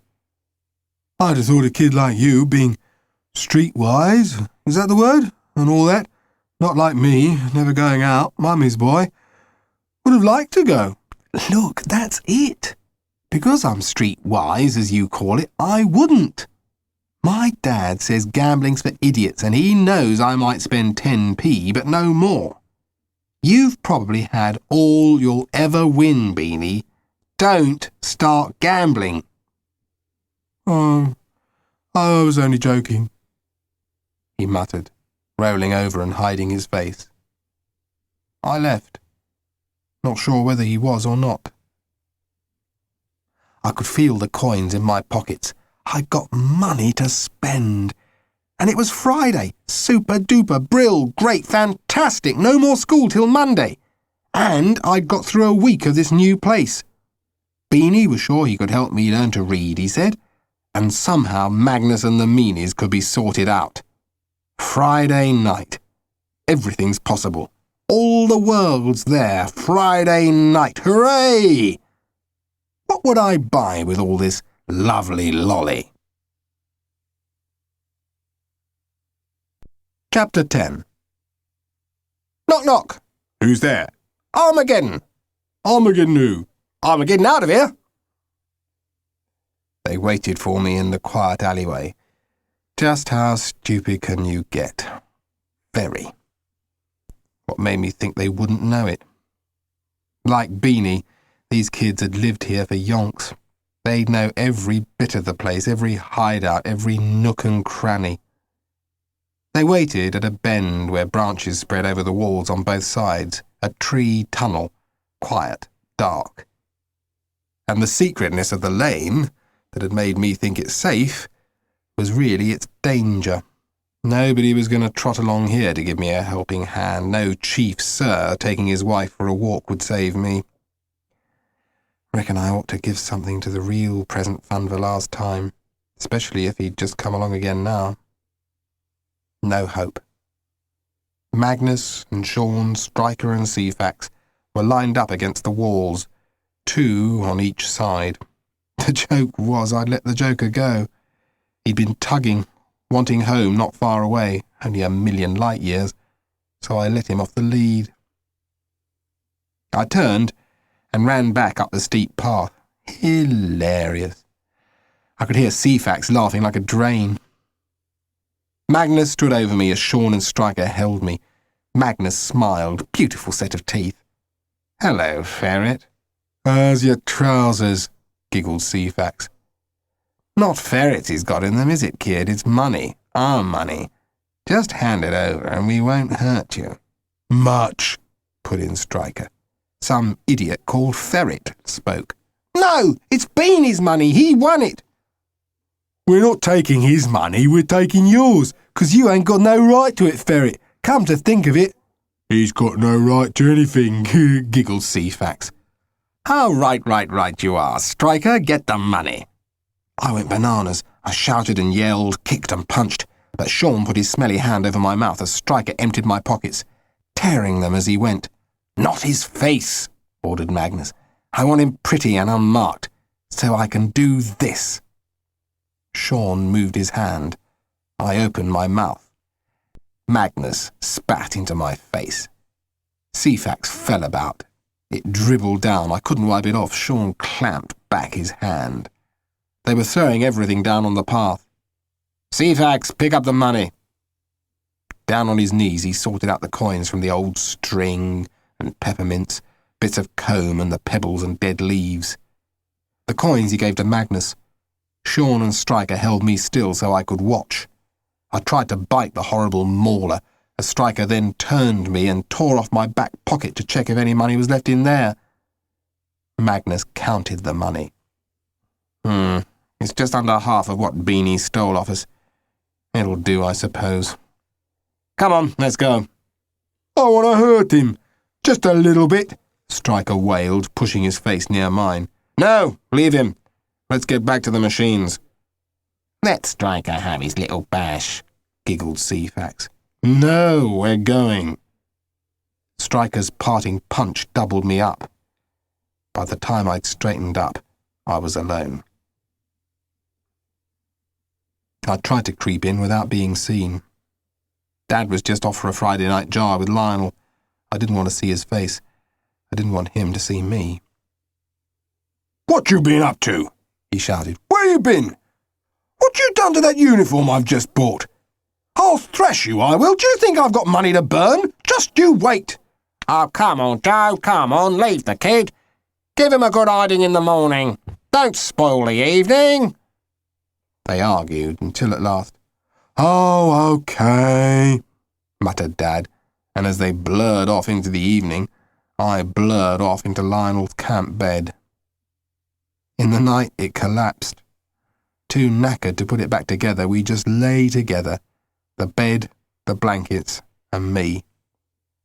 But what did it matter? What did anything matter? Chapter 11. Why did Robin Hood rob the rich? Because the poor didn't have any money. The bell rang. He rang again, and then again, before he got through to me. Go away.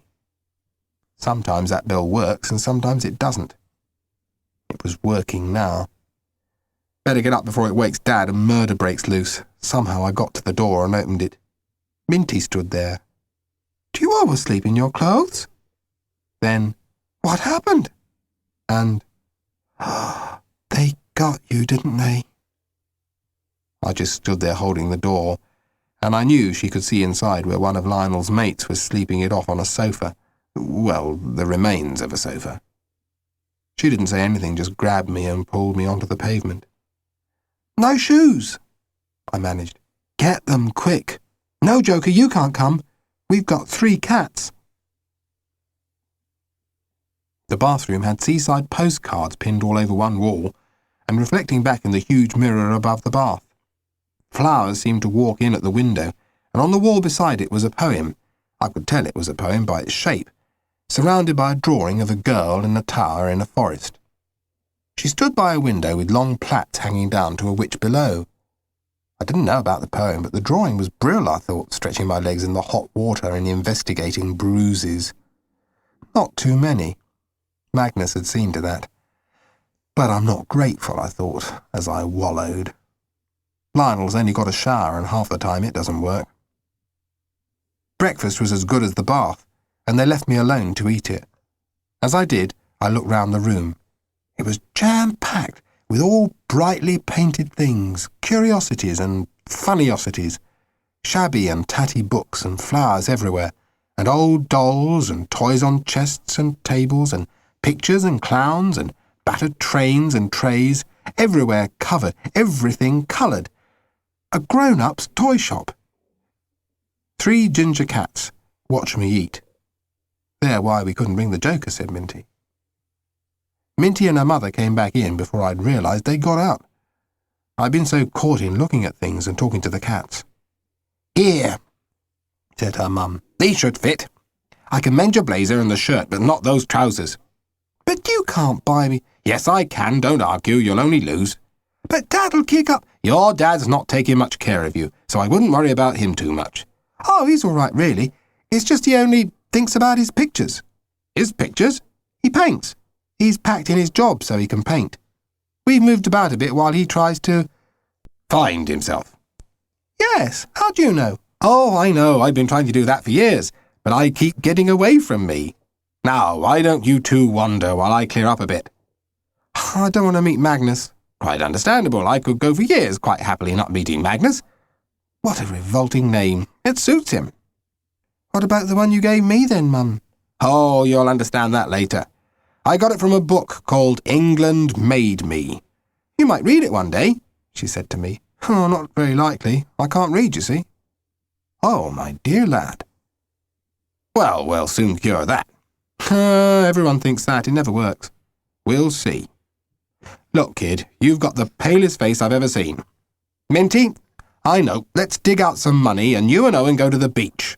On the train, Owen. It's wonderful. Much better than in the car. Not that we've got a car. How can I afford one? Have you been since you've been here? No. Off you go, then. Wait, I'll have to get some money out of the marigold teapot. The electricity bill money, but we'll worry about that later. It's summer now, so who cares? Push off now. It's going to be a beautiful day. Get back for tea, okay? From now till tea time is out of time. Oh, lordy, how terrible. Sometimes I don't feel I'm up to this poetry lark. I'll take up jogging instead and get healthy. Oh, that'll be the day, Mum. Here's the money. Clear off. Have fun. Keep out of trouble. And if you catch a whiff of Magnus, blow this. She threw Minty a whistle. That's the one I keep for muggers and rapists. But take care. You could whistle up the wind or an ancient terror from the sea. See you, kiddos." "See you, Mum," said Minty. "See you," I muttered. Women, especially mothers, troubled me terribly. And not at all in the way things like Magnus or not reading or Dad troubled me. She called out, "Change those trousers first, and leave the blazer and shirt. Wear this T-shirt." An out-of-time day. The train ran by the estuary. It looked like a toy train, but Marines from a barracks got on, and little kids with buckets and spades. "The tide's in," said Minty. "And there's a heron, look. He always sits on that post." The sand stretched for miles, and it was easy to get past all the people to where the spaces were big and lasted for a long way. We paddled in the water, but it was cold. Minty collected shells and made a pattern in the sand. We bought ice cream and takeaways, and climbed down cliff steps to a rocky shore, a world away from the sandy beach with the mums and little kids and coloured umbrellas. I watched the boats and the surfers, another different world, and the dogs. Running over the sand, they reminded me of the Joker, and I missed him. But last night, he deserted me, left me alone. We bought a beach ball and played with it, then had a go on the kids' tin pot train, and a wander round the aquarium. Sometimes I felt peculiar being with a girl, but mostly it was comfortable, no hassle with Minty. Sometimes we talked, sometimes we didn't, and we never once mentioned school. In the end, we had to run for the train. Neither of us had got a watch and we forgot the time. The tide was out on the way home and the estuary was another place. We ran back to the square where the cat slept in the sun and the old geezer next door watered his flowers. "I like it here," I said to Minty. "Coming down next year. It's in the way of a development scheme," said Minty's mum, sitting on the doorstep with a book and a cat on her knee. "Oh, call me Molly," she said. "You can't go on saying Minty's mum." She'd made something called lardy cakes for tea. "Sheer murder they are. Kill you as soon as look at you. Go on, cut one open, pile butter and strawberry jam in it, and you'll never smile again. You'll be too full and happy." She was right. I ate 9 or 10. I lost count. "Don't want to go back to Lionel's," I said much later. "Understandable," said Molly, "but you're not anyway. I visited your dad this afternoon and you're staying tonight and tomorrow night." "What? What did he say?" "Who, your father? Oh, he was all right. I've seen him around. Fixed him a hangover cure and he told me he'd sold not 1 but 2 pictures. He's on top of the world. So you're all right." "Oh, fantastic. Oh. Is he mad about the clothes?" "Relax, everything's settled. Here, have a drink of this." "Oh, watch it. It's homemade elderberry. Dynamite. Don't give him that, Mum," warned Minty.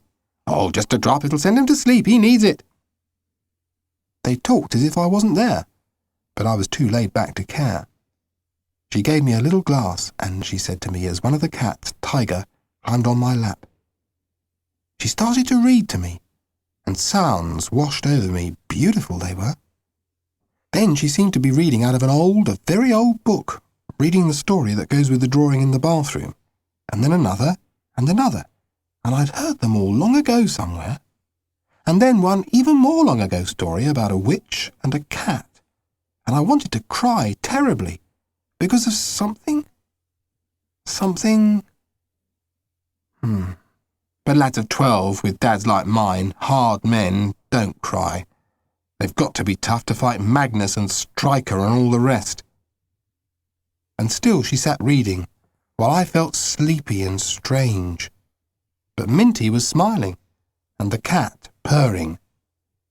And at last, still holding the cat, I stumbled over to her mother and put my head in her lap and let the story wash over me like the sea ebbed and flowed over the sand and the rocks and the pattern of shells that lay on the beach.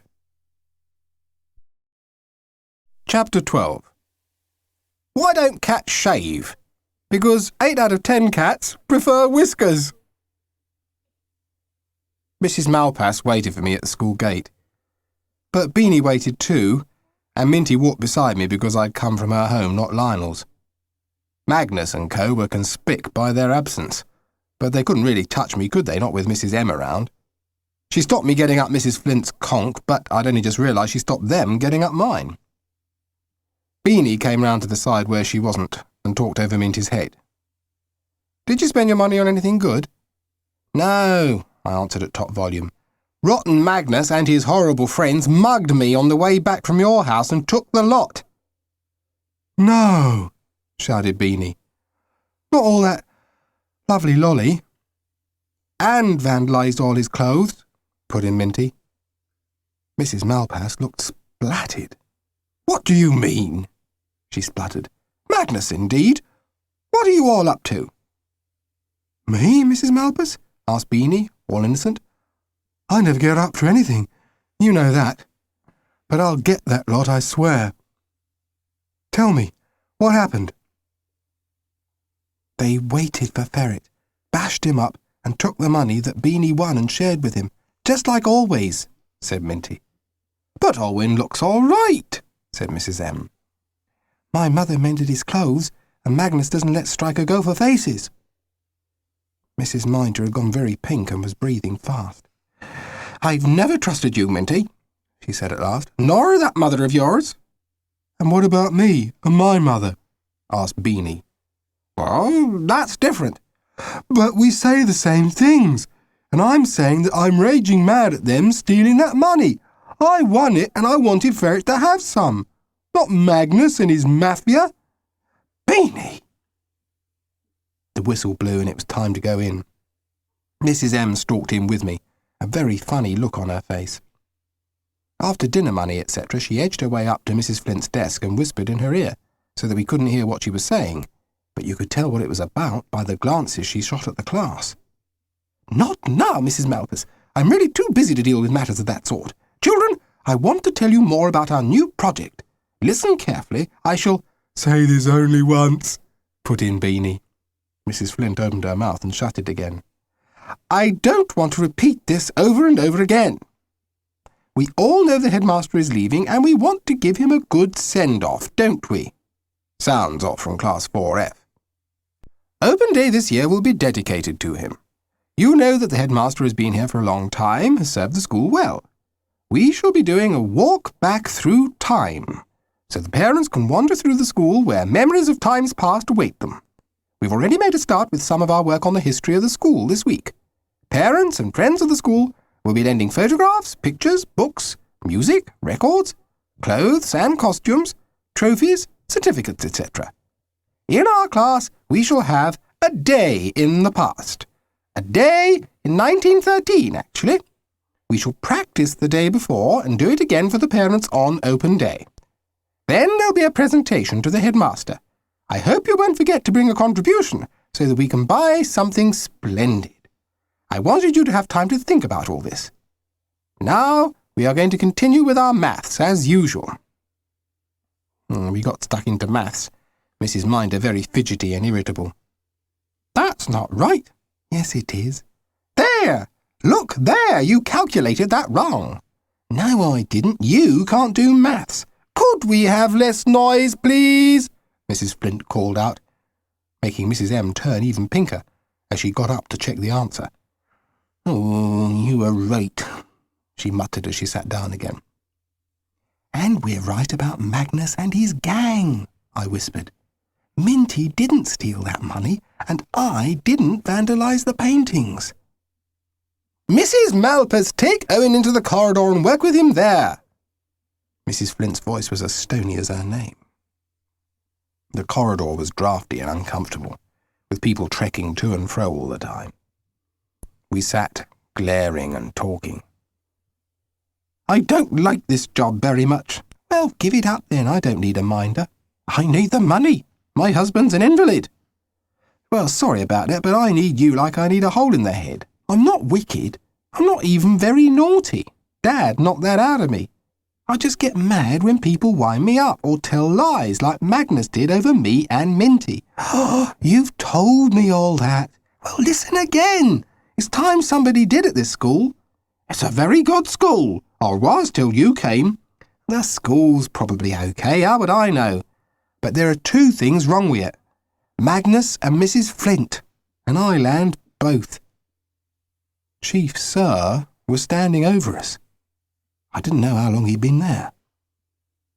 Owen, I should like to have a word with you in my office, he said.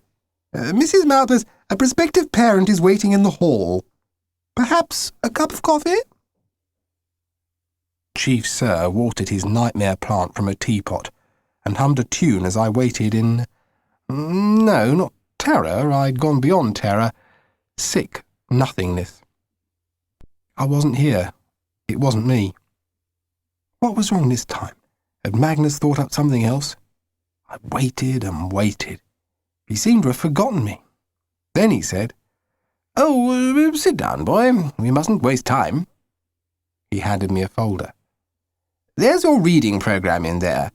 Mr. Merchant and Mrs. Flint have specifically tailored it for you." Oh. I tried to look as if I knew what he meant. "Now, since you appear to object most forcibly to any child helping you with your reading, we thought it best for you to work with Mrs. Malpass." "I wouldn't mind—" "What wouldn't you mind?" "Beany helping me?" We'll see." He sat down at his desk facing me, making his hands into little steeples.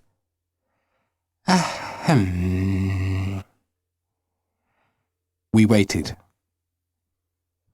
"Originally, you were placed in 4F because it's less crowded than Mr. Merchant's class, 4M, the parallel one. But 2 children are leaving from there, and Mr. Merchant has expressed a readiness to have you. Would you care to move? We should not then require Mrs. Malpass, except for lessons involving reading." He waited. Well, I thought of lessons with Mr. Merchant, sir, and no more Magnus. No more Magnus. No more Mrs. Flint. No more Minder. Perhaps even a laugh now and then. "Well, child?" "I'll stay where I am, sir." "Oh, that's interesting. May I ask why?" "I can't leave Beany and Minty, sir." "Mark and Minty, that's Molly's daughter. She had a reason for giving her that extraordinary name, I seem to remember." "The name's in a book, sir." "Ah, yes, so it is. Very well read is Molly. And we'll have you well read too, Owen. We've got about 6 weeks to do it in. Oh, tell me just why you want to stay with 4F. "They're my friends, and I don't want to leave them with Magnus and the Meanies." "Magnus and the Meanies? Now that is interesting. Tell me more about these, characters." What should I say? I opened my mouth and shut it again. Where to begin? This was the moment. Yet the idea alarmed me. Could I do it? Would he believe me? A knock. The door opened. The secretary poked her head round. "That prospective parent is going to leave, she says, if you don't see her soon, as she can't wait forever and she's got 4 children. Top infants, lower juniors, where the numbers are low, sir. Can I deal with Owen?" "Oh, he can go now. We'll have another little talk at some future date, Owen. Goodbye." My knees trembled as I followed the secretary back to Mrs. Flint's classroom, and the silence hanging like a fog over it. Me and Mrs. M sat in the library on our own with a cardboard box full of cards and pictures, boxes of words, notebooks, and the programme file. On the top lay a book called A Spelling Dictionary, but I couldn't know that until she told me. Beside us was a computer and a video. "Oh, somebody's gone to town on you," said Mrs. M. "I hope you're worth it." Mrs. Merchant walked in with a pile of paperbacks. "I've even brought in some books," he said, "just in case we forget what it's really about. Lots of jokes in that one, to cheer you up when the going gets tough. Right, Mrs. Malpass, are you ready?" Chapter 13. Woman at door. "I'm collecting for Bernardo's." "Father, his fork is here you can have." After lunch, Beany gathered up those kids he thought were really on our side. Duncan, Peter Singh, Gary Slade. Kelly Davis came along with Minty. They came because Beany asked them, and I got an idea of the kind of kid he'd been before he was ill, when he used to stand up to Magnus. We got into a corner on a couple of benches. Mrs. Minder came with me, so I said I'd push off so that she wouldn't hear what they were talking about. "Why don't you join us, Mrs. Malpas?" grinned Beany. So she did. It didn't take her long to get near to blowing up. "I don't want to listen to all this," she cried. "It's just a pack of lies." "What, all of us telling lies?" exclaimed Beany. "Let's get it straight. Magnus and his gang bully kids, even the little ones. They take money off them. They frighten them. Magnus is a thug, a baddie." She stood up. "I'm going to report you." "Yeah, do that, please. Tell Chief Sir, tell Mrs. Flint if you dare. Let's get some action." She sat down again, slowing down. "I suppose I do. What'll happen to me? I work for his mother in the morning before I come here, and I need that job. I don't want to lose it." We stared at her as she carried on as if we weren't there. "Sean's family live next door to us. He's got a very nasty temper as Sean's father. You wouldn't want to get across him. My husband's got a weak heart and can't stand rows." "It's up to us to tell Chief Sir," said Beany. "All of us." "What, just like that?" asked Minty. Not me," Gary said, moving away. "No way." Peter Singh murmured, "They haven't hustled me for yonks, and I'm in the cricket team. With Magnus. Sorry." He followed Gary. Kelly smiled. Me, gotta go now. Mrs. Flint wants me to, sort out the, art area." Only Duncan stayed, saying nothing. "What about you?" asked Beany, a bit flatly. "Me? Oh, I'll kill him one day. But I'm not telling tales to Sir." "You always were a loner," Beany said. "Still am. If you work something out, let me know. I'll be there cheering. See you, Ferret. See ya." Beany, Minty, me and Mrs. M sat there.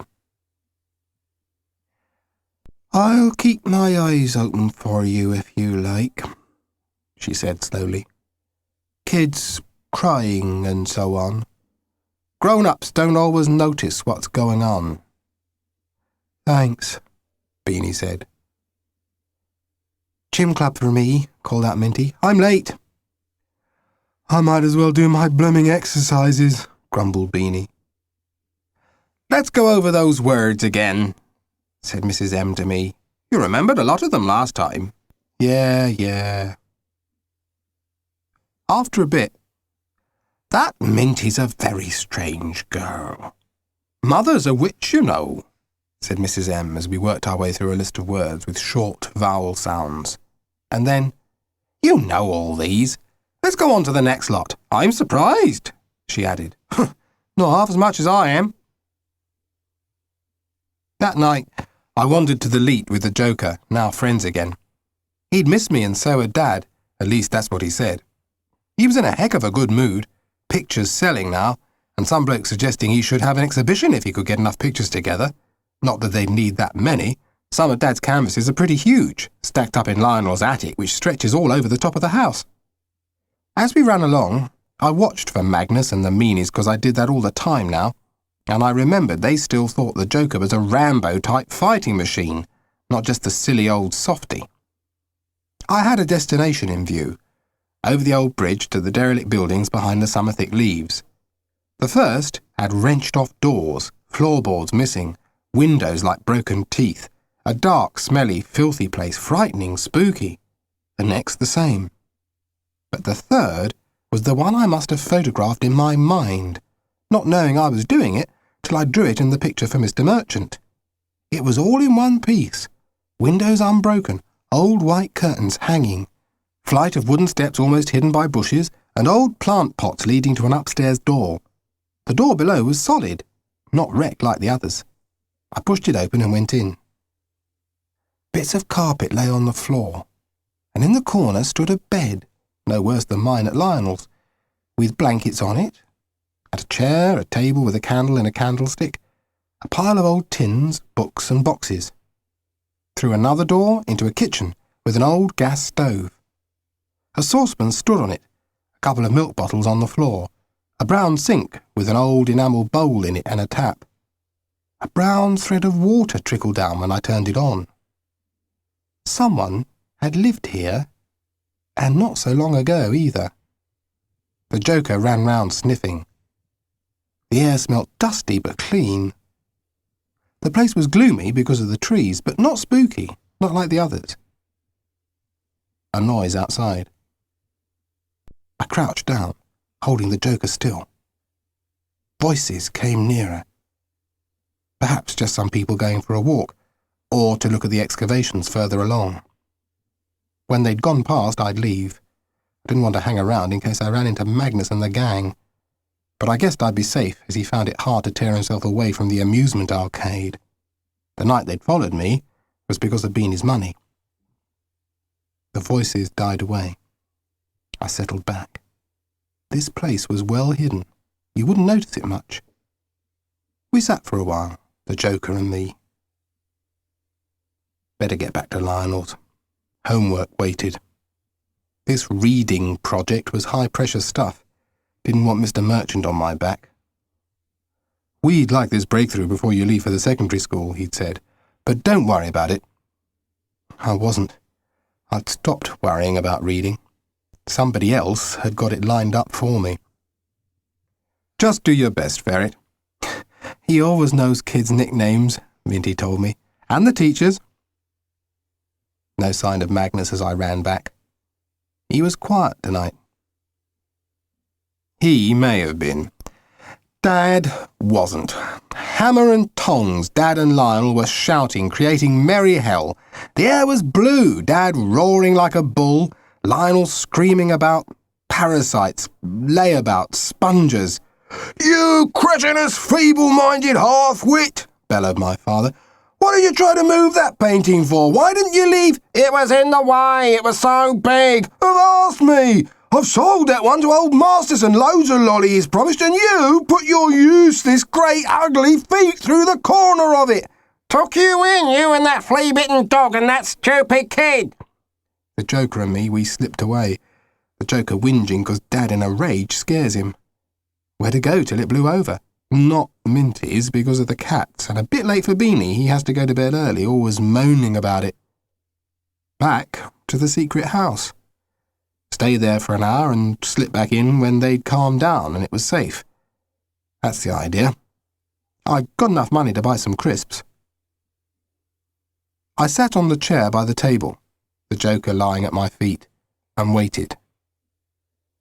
After a while, I picked up one of the books and opened it. A paperback, some sort of teenage story, judging by the cover. I expected it just to be a jumble as usual, but I could make out the shapes and patterns of the words, better than I'd ever done before. I started to work out some words. I, and, but, ran, said, boy. I couldn't stop. I turned over the pages, reading words here and there, short sentences. She was running towards me. The Joker snuffled and kicked his back legs, dreaming doggy dreams. He kicked his back legs again, happily chasing rabbits, probably. I went back to chasing my rabbits, the words I knew in the story. It seemed to be a teenage love story. Not that I cared, I just wanted to find words. I dream of you, he said. I dream of you. The door opened. I nearly jumped out of my skin. The Joker leapt up and growled. A girl stood in the doorway, staring in terror at the Joker and me. I could hear her quick breath, and mine. "Who are you?" she whispered. She looked just a kid. "Who are you?" For one wild moment, I thought she was a ghost, and I was as scared as she looked. The Joker solved it. This was a girl, and he did what he does with girls. He rolled on his back and waved his paws in the air. "Oh!" She dropped the carrier bag she was holding onto the bed. He won't hurt me, will he? Nah, not him. Nor you. You won't. You're too little. I'm strong, though, I said, hurt. She didn't answer that, but went on. I didn't think anyone knew it here but me. I found it. Me too. You haven't brought anyone else here? No. Do you think anyone else knows it besides us? I don't know. I haven't lived around here long. I want to stay here. Don't tell anyone, will you? No, not if you don't want me to. But you're not staying here on your own. Yes, I am. Camping out. She's round the bend. She looks round the bend, I thought. The Joker waved his feet again for her to pat his chest.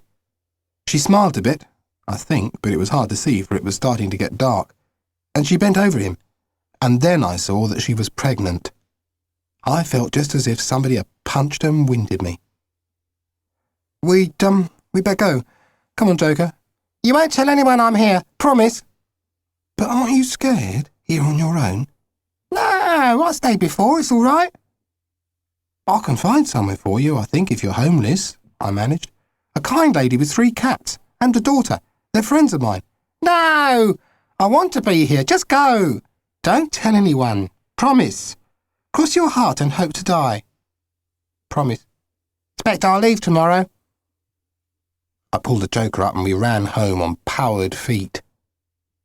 I crept in, not wanting to see Dad and Lionel, which was easy as they were out. I crawled into bed, but couldn't sleep, as thoughts ate like maggots through my brain. Chapter 14. It was a great disappointment when we realised he was dyslexic. We thought he was studying Russian. James Bond had a girlfriend. He taught her everything he knew, and so they never got caught. One day they shot lots of people for robbing a bank, a big slaughter. James' girlfriend had a daughter. She was naughty and loved to laugh. Exwick Reading Workshop. Reading. Mrs. Malpas took me through the words. Mr. Merchant heard me read every spare moment, sometimes his own stories. Word cards, software, typing, writing, Scrabble with Minty, comics, adventure books with Beany. His mother got me in the reading workshop on Saturday mornings where kids worked quietly, no pressure. I liked it better than cleaning up after Lionel and Dad's Friday night sessions. The lady at the workshop said she thought I wasn't dyslexic, but that I had a reading block. That's your head, said Beany when I told him. It's twice its usual size because of all the attention you get. I'd hit you if you weren't so feeble. What, you? Your size? Don't make me laugh. You couldn't squash a flea. I'm tough even if I'm not very big. Look at that muscle. A flea bump. You've got fleas on the brain. Reading. Sometimes at the weekend, Minty's mum read me strange tales from her hundreds of books. Sometimes boring, sometimes they made my hair stand on end. They made me feel weird, unpeeling me. I half liked it, half didn't. I learnt to use a spelling dictionary, finding out about sounds and syllables. 1 tat for fun, and 2 for begun, 3 tats for stadium, and 4 for gymnasium. I learnt, and the words started to jump out at me. I started to read things I didn't know I knew. You're so lucky, said Minty's mum. All those books waiting to be read and you haven't started till now. Lucky Ferret. And I practised writing and learning to spell. You've grown a bit, said Minty. He's still a porg, Beany grinned. What's that? Person of restricted growth. How can you say that? That's why I can. I filled up with words while the school filled up with days gone by. Pictures, photographs, maps, prints, mementos, kids, teams, old school staff looking from another world. One afternoon, Sylvania School's cricket team arrived for the match of the season, the derby. It was warm and sunny and the school trooped out to watch and cheer. I sat with Minty and Beany as Magnus made the best innings of the season, hitting 4 fours and a 6. The Sylvanians were flattened, and Cricklepit Combined went wild as they streamed onto the pitch, cheering and shouting, "Magnus! Magnus! Magnus!" Penelope rushed forward and kissed him. So did some of the other girls. "Didn't you do well?" I heard Mr. Merchant say. "Well played, sir!" cried Chief Sir, clapping. In assembly next day we clapped him again. At least the others did. Mrs. Flint hauled me out to the front of the class later, as she gave a talk on good sportsmanship, while Magnus sat back in the class and smiled his piranha smile. "You have to admit he's wonderful," said my minder. Scrabble letters made a rude word I'd just learnt to spell. She flushed red. "We could do without the likes of you in this school," she muttered. "He's a fine boy. You'll see how well he does at sports day." Striker will win the weightlifting, I suppose, and the baby bashing. "One more remark like that, and I'll report you to Mrs. Flint." I wasn't listening. I'd found I could read pneumonia and knickers. "Mrs. M, you'll need another job soon," I said. She was suddenly a different person, not the leader of the Magnus fan club. "Owen, I don't know how I'll manage." "The Lord will provide, Mrs. M. Hallelujah. Minty's mum says that." "You are a funny kid. Sometimes you're not all bad. Only half bad, like salmonella eggs." "Please work quietly." Mrs. Flint rapped the desk. School was busy, and at night I slipped out to see the girl in the old building. I sneaked food with me because she seemed to have run out of money. She was always pleased to see me, but even more pleased to see the Joker. She'd throw her arms round him when he appeared, and then he would roll over and wave his paws. I didn't know what she did all day, though I knew she read a lot of paperbacks. When I asked her, she said she was waiting. I kept thinking I ought to fetch Minty's mum to her, but then each night she made me promise not to tell anyone. But now she looked more like a ghost than ever. In the evening I'd take her whatever I'd been able to save or scrounge, and she pecked at it. She liked ice cream best.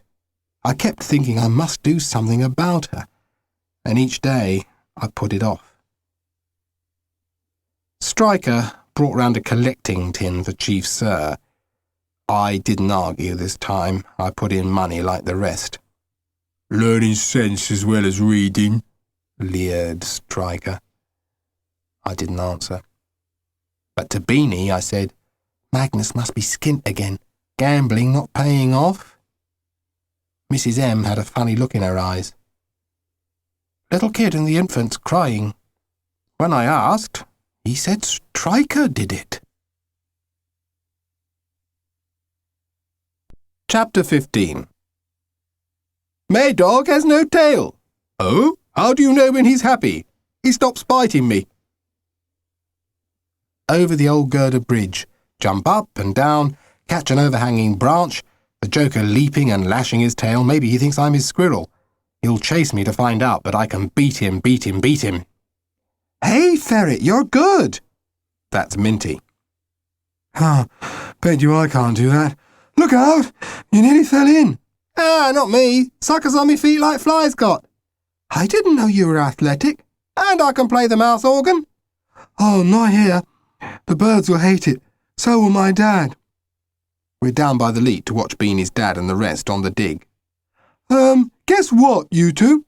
asked Beany. "I don't know how to," Minty answers. "What?" "Guess what? I can guess the time, Ferret's birthday, the name of your favourite rock group, but not what's what. My mum says I don't know what's what." "What?" "No, what's what?" While those two maniacs rabbited on, I hung upside down from a railing sticking out from the wall. "Look at he there, Minty. Monkey he be." "Oh, always said he was monkey." "Nay, lass, that bain't monkey, that be an Ferret." "Ah, and Ferret. Nasty critters they." "Oh, very nasty." "Ferret?" "Yeah." I dropped down and joined them. "Guess what?" You already said that, Beany. Well, it's important for you to know this. Get on with it. Dad's excavating bogs. Bogs? Middle-aged bogs. Loos, toilets, what have you. Never. Poor things. Didn't know they got middle-aged. Do you think they'll get rheumatism? What? You get rheumatism when you get old and middle-aged. Minty, you're balmy. I know, I like being balmy. Stops you being serious. I meant, said Beany, they were built in the Middle Ages. No, fancy. Yes, a sort of Middle Ages public loo. Oh. Makes you think. Thought it was all Roman down here, or Anglo-Saxon, or... No, the loos are... middle-aged. Oh, shut up, you two idiots, said Minty. I want to think. You can't. You've got no think tank. Yes, I have. Ferret, are you doing anything for Sports Day? Me? No. What Sports Day? All I do is read, remember? Next week. Lists are up. You sign on the one you want, and they file you into the house list. I'm hurdling. It's all done in houses, you see. They like at least 2 from each house for a race. Only time we use the houses these days, Beany put in. I'm not signing. What should I? What are your houses to me? I'm not even in one as far as I know. I'll see to it. Old Flintbag and me are like this these days. Beany wrapped one finger round another. No! My no made no difference. Beany put my name down just before the lists were taken down so nobody would see it. Sports days. I've been to a few. Don't mean a lot if you're always on the move. In the school, it was Magnus all the way. Bets were he'd be Sports Boy of the Year, Penelope Sports Girl. Sexist, muttered Minty. And Beany signed me up. Pig. Which was how I came to be jogging up and down on a coldish, wettish afternoon in a borrowed kit that was too big for me. Entered for the obstacle race. Well, high jump and long jump are out for you and you're a slow runner. So it's the obstacle. Lots of balancing, he explained. It's the rottenest idea ever. Striker will probably break me leg. Oh, nobody'll get at you with everybody watching. Magnus is busy watching himself. He's got to get this one to be Sports Boy. Peter Sing's won as much as he has. Oh, this is ridiculous. I hate you, Beany. Oh, you can only come last. That's what they'll think anyway. So you've nothing to lose. If they damage me, I'll damage you. Threat or promise? Go on. They're lining up. As long as they don't break me legs. Not easy here. Striker finds it easy anywhere. You've got to go now. Good luck, Ferret. I was alone with the other competitors. I'm always alone and scared. Think I'll drop out now. Sir walks along the starting line having a word. Oh, good lad, Owen, he says to me. Shouts all round. Magnus, Magnus. 1 or 2 Peters get drowned in Magnus, Magnus, Magnus. Noises, shouts, cheers, a hooter, whistle, a loud hailer, and Chief Sir shouting, Parents and children, the very last race, and the most exciting. 2 houses are lying equal, blues and greens. What am I, sir? Green idiot from yesterday. As long as I know. Magnus! Magnus! And I could hear Beany's voice shouting, Bag puss! And then, Pig nuts! Shivers. Wish I was dead. Not raced since long ago, before we started moving. Why think of that now? The starting whistle. Hurdles first, coming last, but over them now. Clipped one, over the horse, over the box. Somersaults on mat, bowls into buckets, easy. Climbing ropes on apparatus, brought out specially. Through tunnel, easy, easy, I'm gaining now. Not last any more. Long jump over mats, not good, drop back again. Trampoline, 3 bounces, better. Skittles, only 2 in front of me now, Magnus and Peter. Magnus, Magnus, Magnus, Peter, Magnus, bagpipes, bag nuts. And a girl's voice. Ferret, come on, Ferret. And more voices are joining in. Ferret, come on the ferret. They can't be calling for me. It's not possible. The high fence. It's enormous to me. This is where I lose. Up, go on, up again and over and fall down. And there's only the balance forms before the finish. And Peter and Magnus are wobbling. It's hard after all the rest. And I run over, nippy and little. And it's the finishing tapes and Beany yelling, Bag nuts, no way, Ferret! And Minty throws her arms round me and holds me up. And Mrs. Malpass is holding up Beany, and we are both going to die, I think. And Peter Singh is shaking my hand, and Duncan slapping my back, and Kelly kisses me, and Peter Singh is 2nd, and Magnus 3rd. Sports Boy of the Year is Peter Singh, shouts Chief Sir into the loud hailer. Chapter 16. How old's your dad? Oh, don't know. There were so many candles on his last cake, we had to call the fire brigade.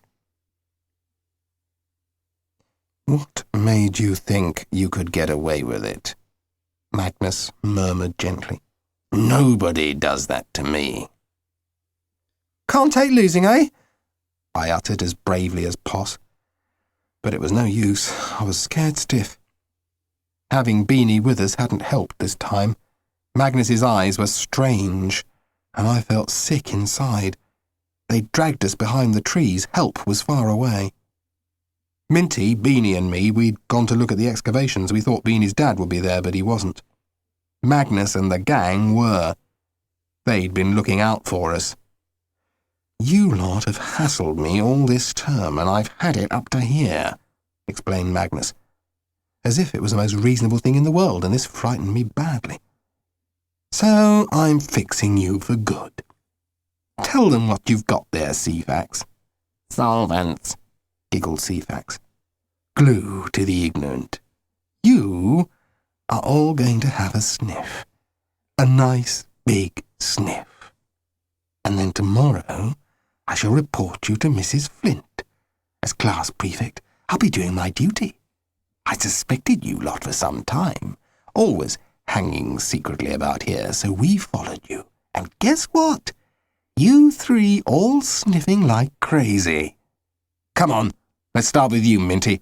Sean, you give her a really good sniff. Sean's an expert. Been flying high for ages, has Sean. Stop it, you idiot, Beany cried while Stryker held him. What are you messing about at, crazy loon? That stuff can kill, especially if you force it on her like that. Kids have died. There have been lots of cases in the papers. Don't be a fool. What good will it do? What's the flaming point? He was talking furiously now, and I could hear his mother in his voice, but he was saying anything to stop Sean. You can't really mind Ferret winning. You've won everything all your life, while he's had nothing. And what does a race matter? You can't win everything, Magnus. Someone's bound to beat you sooner or later. And does it matter? What diff— Shut up, you! Stryker hit him hard in the mouth. That's the difference, he snarled. And Minty went bananas. Sean couldn't hold her as she struggled and shouted, Stop it! Stop it! Help! Help! Help! Come here! Somebody come! Help! She was digging in her pocket with her free hand. She found something there and pulled it out, then blew on her mother's whistle as hard as she could.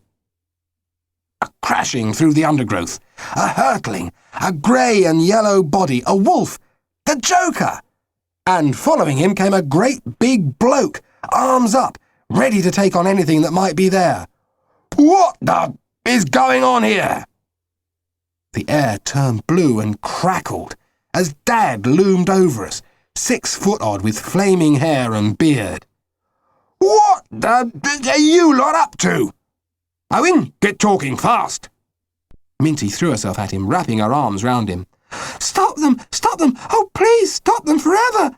Tears rained down. Okay, calm down.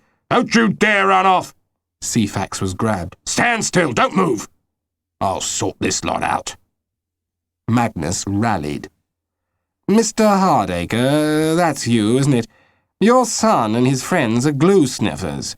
We've just found them with this." He pointed. No, it isn't true. He always tells lies. But it's him all the time. Please believe me. I'm not a thief and I don't sniff glue. And please, oh please, somebody stop him. Oh, she is hysterical, just like a girl. "Sir, I'm glad to meet you. I'm Beany, your son's friend. What Minty says is true." "What's wrong with your mouth?" "He hit me. Striker." "I told you, never faces," snarled Magnus. And then knew what he'd said. Dad was there in a second. "I want to hear about this, so I think the girl is going to tell me all about it. Joker, don't let them move. Go on, girl." She's called Minty.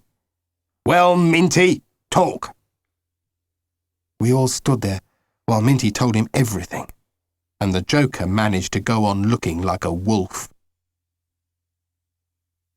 "We're off to see your father. No, don't argue, just take me to your old man. I don't care who he is, he can be the President or Mrs. Thatcher as far as I'm concerned, it's all the same to me. We're going to see him, all of us. If anyone tries to run, the Joker will deal with them. Now move." Across the quay, Dad herded us, sheep, with Shepherd and his dog. "I won't let you in." "You won't get past the bouncers." My dad won't see you. He took no notice. We stopped at the nightclub and entered the gloom inside. Magnus tried to run but was hauled back. Minty grabbed my hand. The bouncers, if that's who they were, came forward. But Dad said something and a woman appeared who led us through doors and upstairs. Again Magnus tried to talk and was silenced, tried to run and had his ear grabbed. The woman knocked on the door and let us in. Magnus's father stood by a fireplace on the far side of the room. "What on earth?" he exploded. "What are you lot all doing here? This is an intrusion. Magnus, what's going on?" Dad was grinning, teeth gleaming under the ginger tash. Dad starting to laugh. I know that laugh. Run for cover. "Why, it's Greasy Reynolds. Oh, Greasy Reynolds. Fancy seeing you after all these years. Who's put on weight and going bald? And who are you cheating now, you old rogue?" Greasy Reynolds, or Magnus's dad, stared in horror. "Oh, no, not you, not you. I hoped I'd seen the back of you. Joe Hardacre, of all people. What are you doing with my boy?" Dad told him, loud and clear. It went on for some time while we stood and listened, and Magnus somehow shrank, and Striker and Sean cringed, and Ceefax didn't giggle at all. Beany sat down, suddenly shattered, his eyes shining. "And why," Dad turned to me, "and why didn't you tell me about these animals before? I'd have stopped this stupid carry-on in no time." "Oh, you never had any sense. It was all so simple." "Oh, we can see this now, sir," said Beany. I wasn't used to me dad being called sir. "Now, Greasy, your lad and his mates need taking in hand a bit, I reckon. Are you going to do it, or am I?" "I didn't know he was bullying little kids and taking money off them," muttered Magnus's dad. "You should have guessed then," roared Dad. "Because that's what you did. Remember poor old Fatty Sinclair? Tried to hang himself and couldn't make it. And I bashed you up for what you did to Mary, what was her name?" "Parkin," said Mr. Reynolds gloomily. "All right, I'll take him in hand. Magnus, you behave yourself from now on, do you hear me?" Magnus nodded miserably. "What about this lot?" Dad waved a hand over Striker, Sean and Ceefax. "There won't be any problems. I employ their parents. There'll be no more trouble this term." He sighed heavily. "And next, I'm sending Magnus to a boarding school. Ha! And the best of British luck to it. Is that all settled then?" asked Dad. "I've got things to do." Just a minute," Beany said painfully. He looked shattered. There are a few things. Minty was called a thief when she wasn't, and Owen a vandal." "Oh, doesn't matter. I don't care, Beany," I said. "But I do," said Minty. And then there's the money they took off Ferret. How much? Sighed Mr. Reynolds, but his eyes were black chips. I want my mother, Magnus cried suddenly. And I don't want them to laugh, to tell me off at school. I'm top boy. He crumpled up, weeping. Oh, it doesn't matter, except for Minty, I muttered, 'cause I felt awful watching him cry. But not Beany. He came out with, You're pathetic. You always were pathetic. That's why you've always had to bully everybody to show off. Leave it, my dad said. Kid, you're right. But I don't want to hang about here all evening talking, as I can think of better things to do. You lot had just better go to your teacher and tell all, or I'll turn up and do it for you. There, all settled. Oh, no, groaned Magnus. I don't care, spluttered Stryker. Sean's face was set. No tears, not like Ceefax sobbing. That's right, own up. Like the old days. Nothing like good old-fashioned discipline, I say. Did us a power of good, eh, Greasy? Made us what we are today. You a crook and me a failed artist. Anything you say, Joe, anything you say. Greasy sounded tired. Dad does that to people. I think your dad's wonderful, crooned Minty. And you didn't tell us. I wish he was my dad. Oh, your mum and my dad would last for about 10 minutes, and then they'd be throwing things at each other. She wasn't listening. He paints. He's an artist. And a bully in his way. As bad as Magnus, really. That's why he could sort him out, I suppose. Oh, you are funny. Come on, we've won. We can have some fun. Dad had told Mr. Reynolds to take Beany home as he was very tired. Minty and me, we wandered over the quays safe at last. But there was still something to do, something bothering me. Minty, come with me, please. Where? I've got to get some grub from Lionel's and take it to somebody. Don't ask questions, just come with me. One of the best things about Minty is she doesn't make a fuss. She kept quiet as I grabbed some bits and pieces and a spare bottle of milk, and then we set off for the girl in the old building. By now it was growing dark. Minty, hurry! I can't, I'm tired. What's it all about? You'll see. We crossed over the bridge and into that strange little house. The girl lay groaning on the bed. Minty ran over. Ferret! Ferret! She's going to have a baby soon! Soon! Nearly now! We've got to do something! Fetch my mother, quick, run! The girl grabbed my hand. Where's the dog?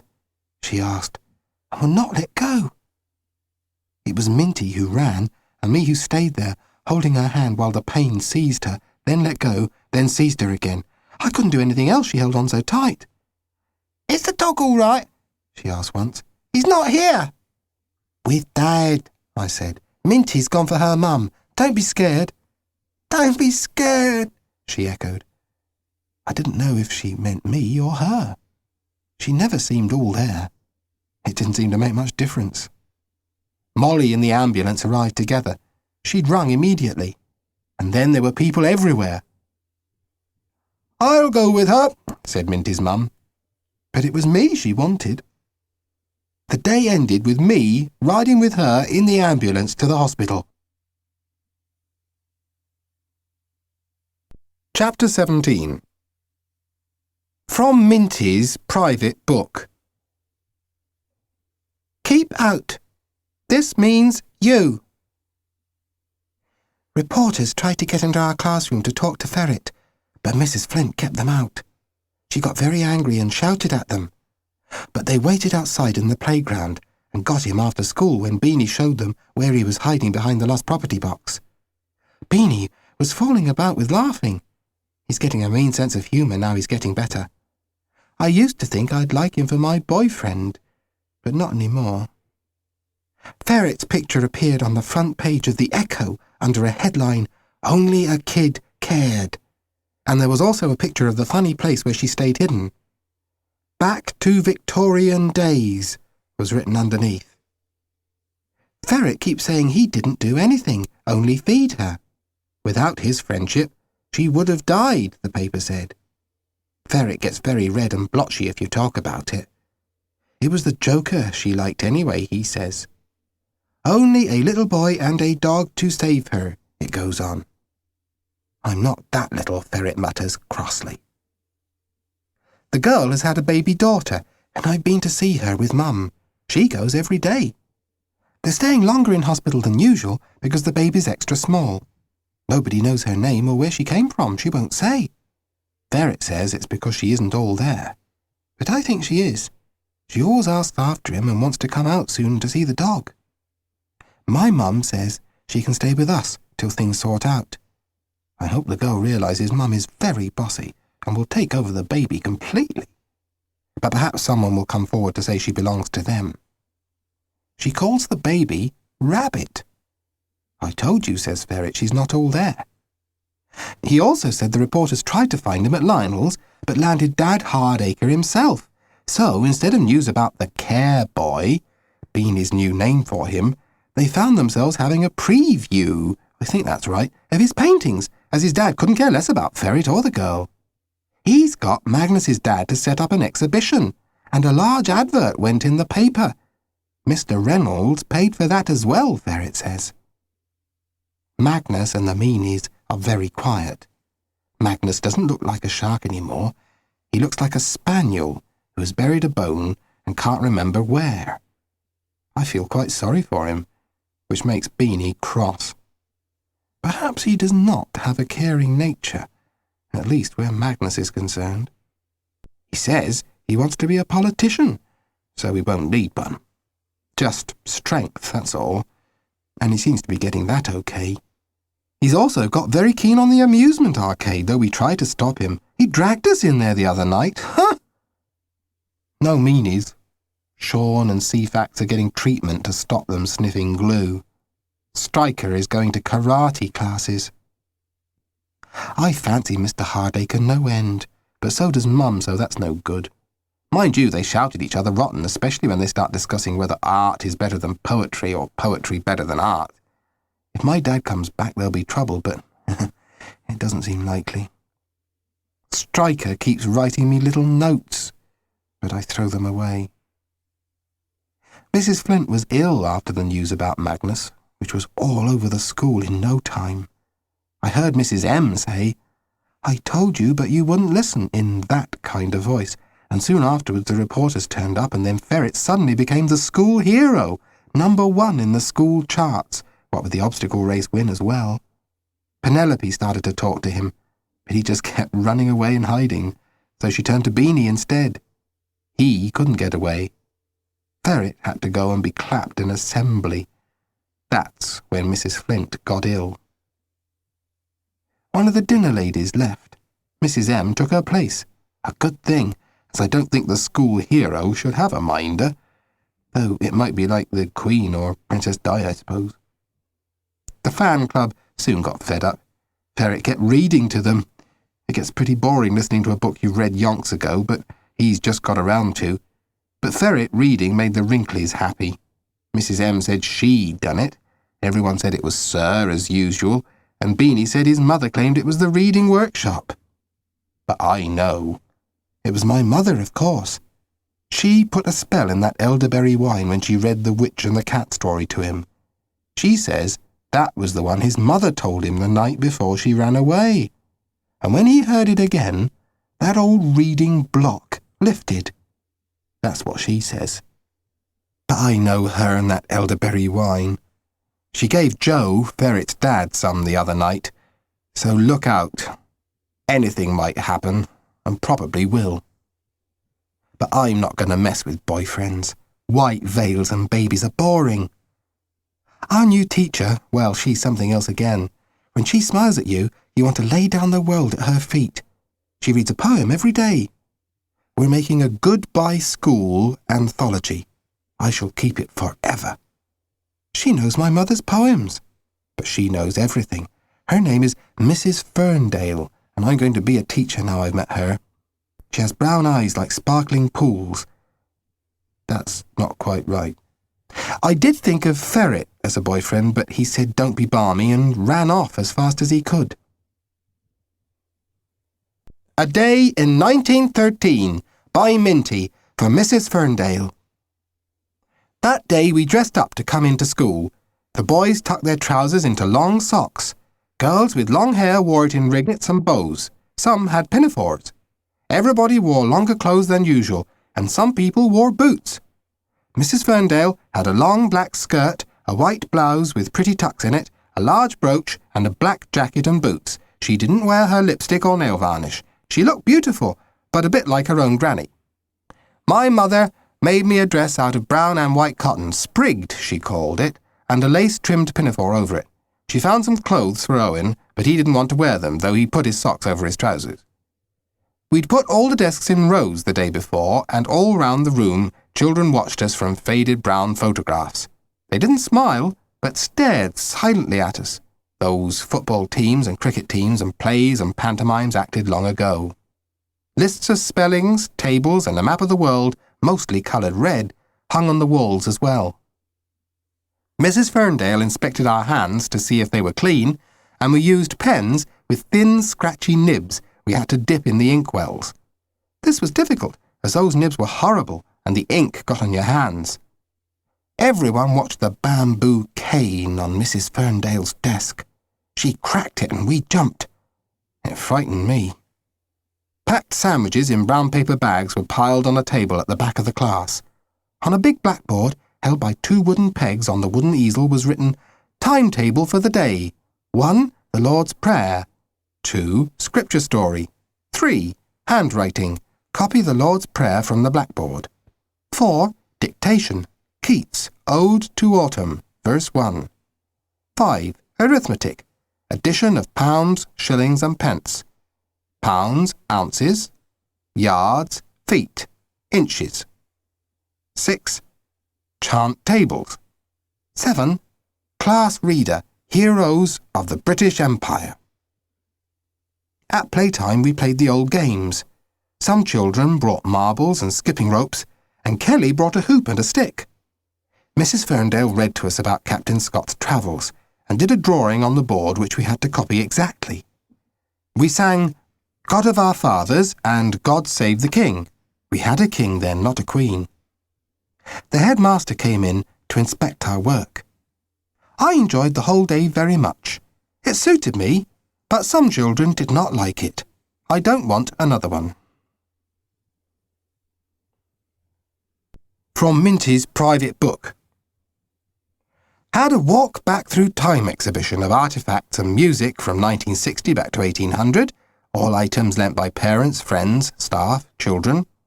1800 back to the Romans, some items from museum and children's project work.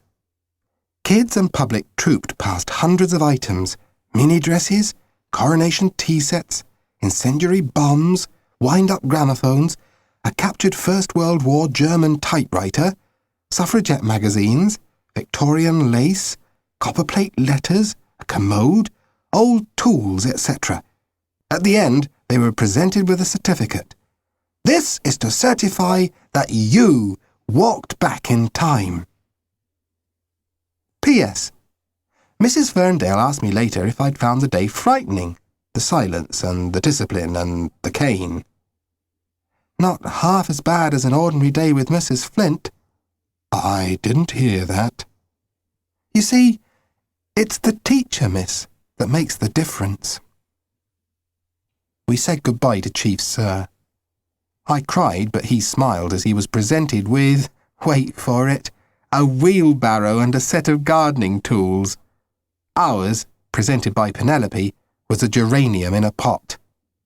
Doesn't look much, I whispered to Ferret. Wonder where the money went this time, he whispered back. Shush, said Beany, looking down his nose. He's getting very bossy these days. Wonder what he'll be like at our new school. But forget it. I'll worry about that later. Holidays first. A duck waddled into a library and borrowed some books. The next day, the duck waddled in again and got out some more books. On the third day, the librarian was very surprised to see the duck come in again, so she followed the duck, who led her to a pond. And there, on a water lily leaf, sat a frog, croaking, "Read it, read it, read it." Sent by Sharon Harwood. Which is, it's just gotta be, the end.